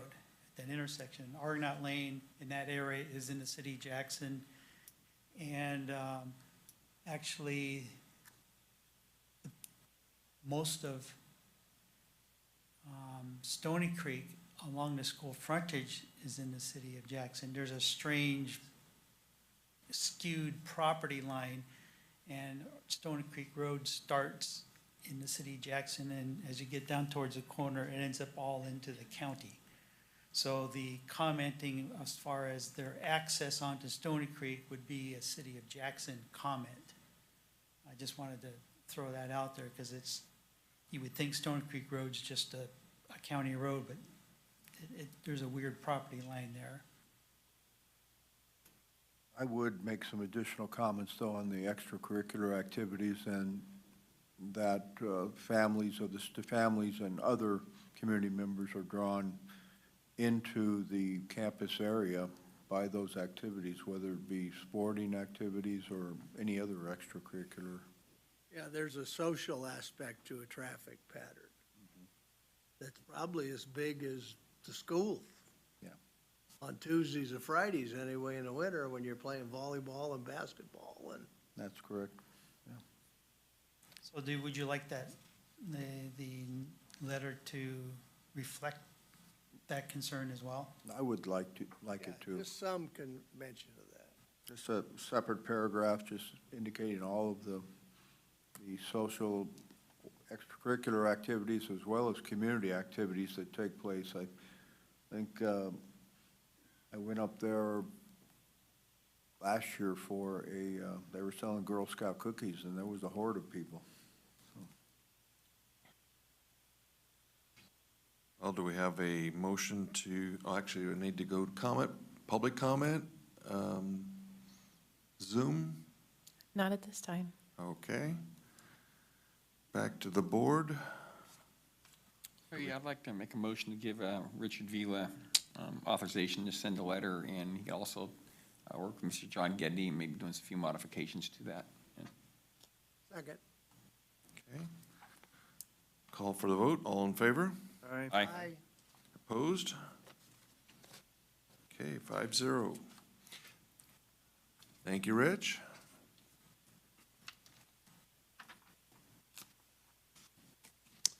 E, Administrative Agency, discussion and possible action regarding the approval of Home Run Financial as a provider for the unincorporated Amador County for the California PACE program. I think there's some reps from the home run that if they could raise our hand, we will unmute. But to set the stage, this is back on the agenda after the comments that were made during public comment, the last board meeting about the PACE program and the fact that Y Green has left the state. So it's back before you. I think the reps are here to answer any questions. You have the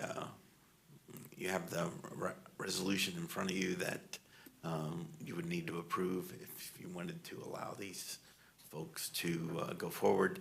They would need to develop an agreement with tax collector and the auditor in order to reimburse them for the costs associated with administration of this program, and that has not yet been done, but it would be pretty simple, I believe. Is that language in the resolution, or? No. Or does it say that it's compel them in the resolution to do that? The law does. Okay. No, but your action, if you pass the resolution, you should probably make it contingent on there being a collections agreement as well. Okay. Which we had with our previous program provider.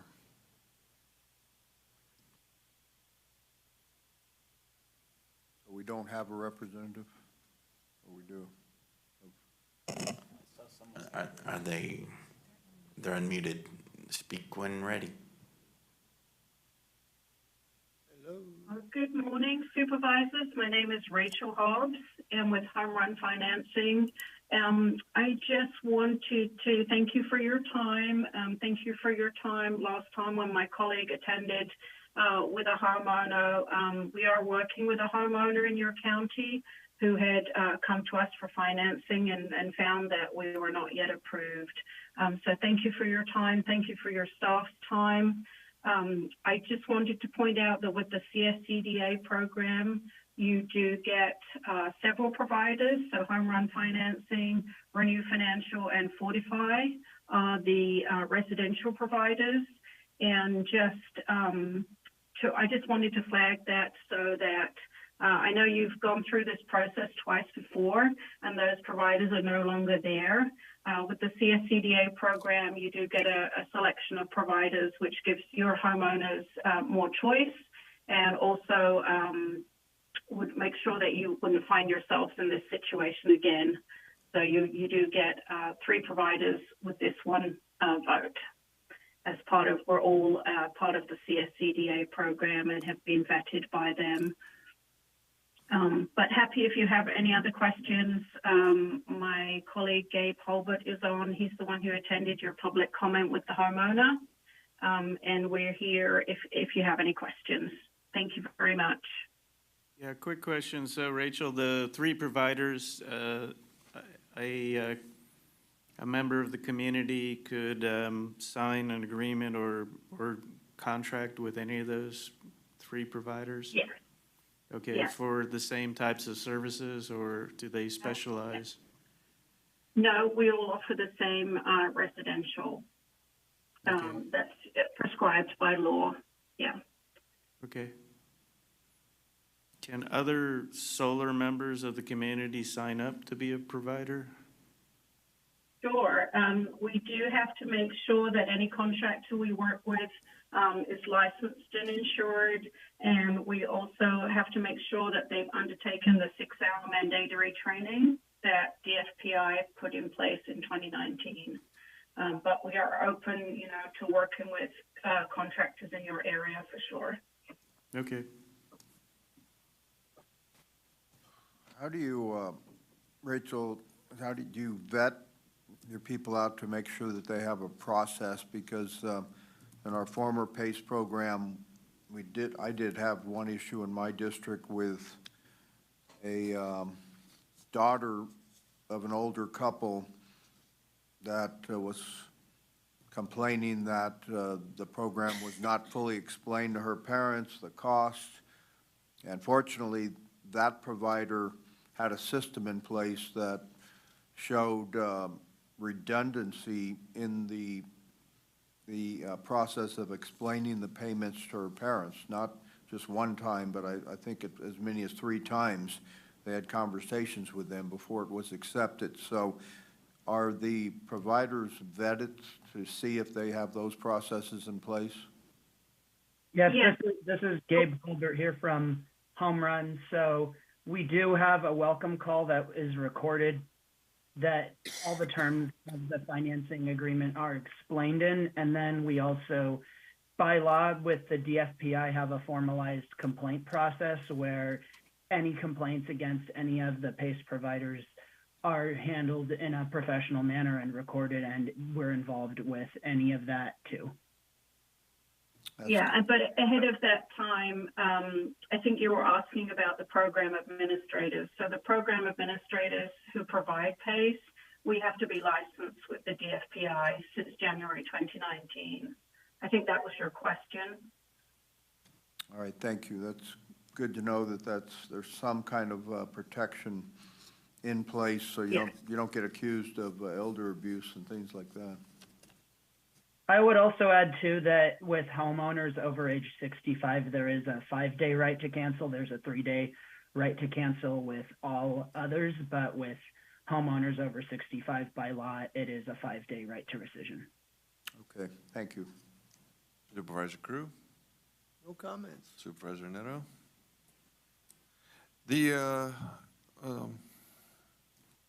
Greg, this is my kind of question for you is that worst case scenario, somebody fails to make the payment.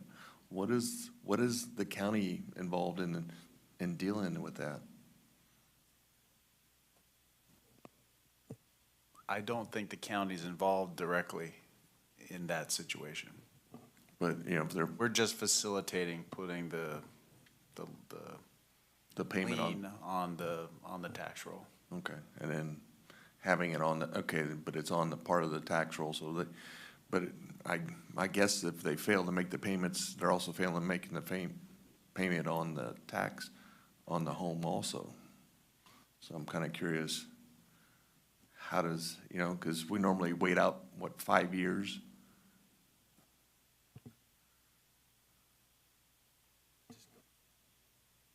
Yeah, Yeah, but I think your question is does the county have to pay anything to the solar provider? And I think the answer is no, if they go delinquent. I don't know, that's a better question for them, probably. What the process is when there's a delinquency. Okay. Do we still have them on there? Yeah. What is the process for you guys if there's a delinquency?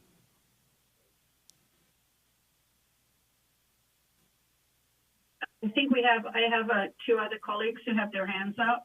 Mr. Peterson.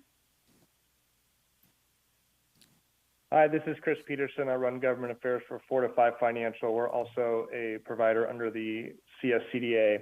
And that process, the county doesn't have any financial obligation. We actually work with property owners who have issues with making their payments on their taxes. If they need some support with that, we're willing to work with them. If they don't have a mortgage, typically that's something that we can work with. If they do have a mortgage, a lot of times that there is a shortfall, which can not necessarily be attributed to PACE, but just in general, the servicer will actually make that payment, and then they'll spread out that payment over a certain number of years in order to make sure that person stays in their property. That is the first lien priority, or the first lien mortgage holder is kind of protecting their investment. There's also what's called the Loan Loss Reserve Fund, which in the event of a first lien holder experiencing any type of loss due to a PACE assessment, then they can be made whole. And that is a $10 million fund through the state of California. As of today, I think that's been tapped twice in the last, it's been over 10 years at this point. So it is very rare that happens. These are folks that are, we do check to make sure that they can afford their payments. We have ability to repay. All of that's audited through the DFPI in the state of California. So there are several different, like you said, redundancies in place to ensure that folks are getting into something that they can afford and then it makes sense for them financially. And so when these are typically homeowners that have, they've been untimely on their payments, timely on their taxes, have the ability to repay and are improving their properties. And so we tend to see a much lower rate of default than even a regular mortgage. And so it historically hasn't been an issue that comes up very often at all. Okay, thank you. Any public comment? Anybody on Zoom? Not at this time. Okay. We do have one now. Oh,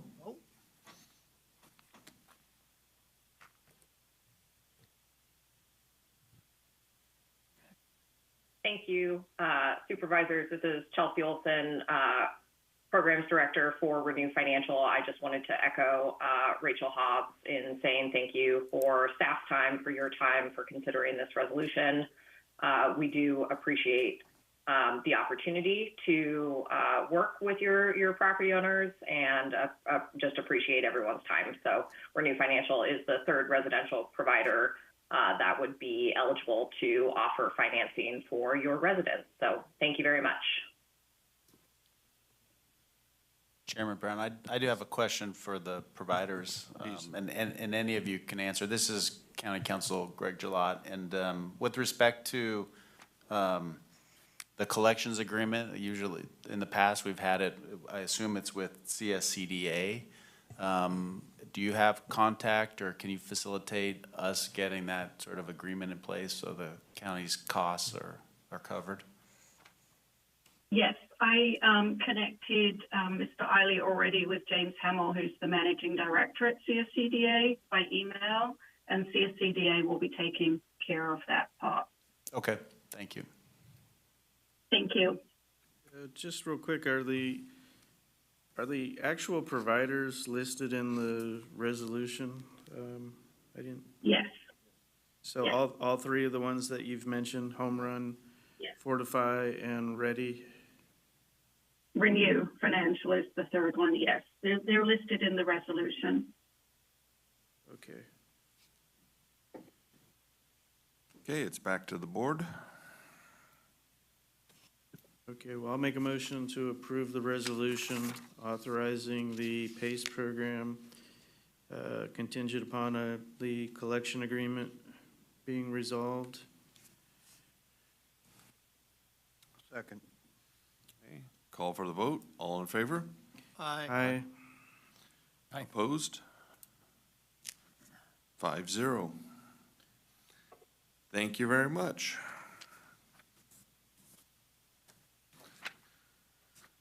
We're on to 3F, discussion and possible action relative to the chairman's signature on a letter of appreciation to Senator Alvarado Gil for her assistance in securing a $2.3 million earmark in the state budget for repaving the Upper Ridge Road from Climax to State Route 88.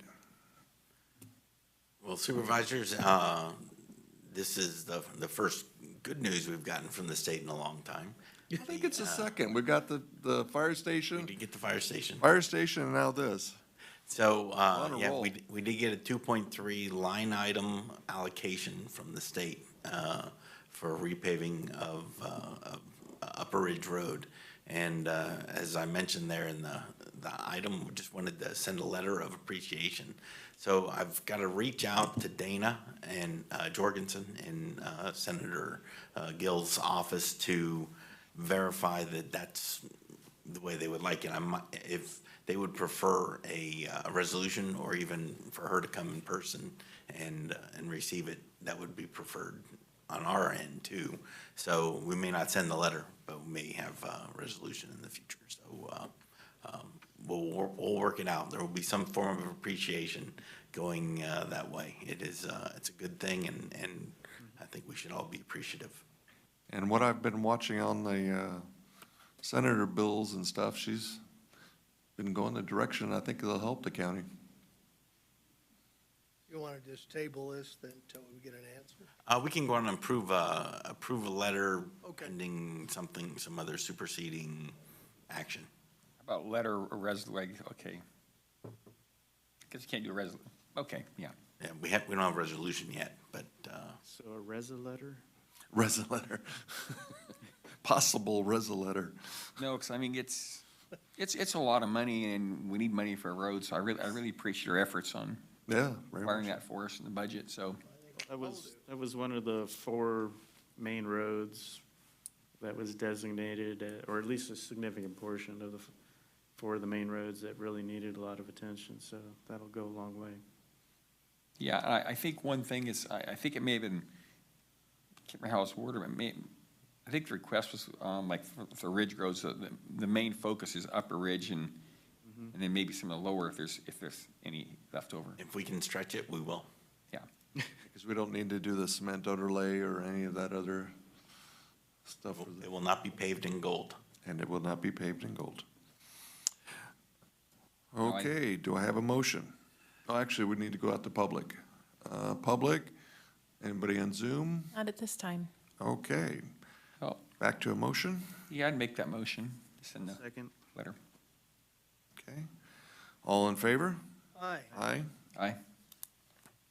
Opposed? Now we're on to 3G, the approval of the last board meeting minutes. Move to approve the minutes with one minor correction. Second. Okay. Call for the vote again. All in favor? Aye. Opposed? Adjournment until Tuesday, July 25th at 9 a.m. Closed session begins at 8:30. This completes this meeting.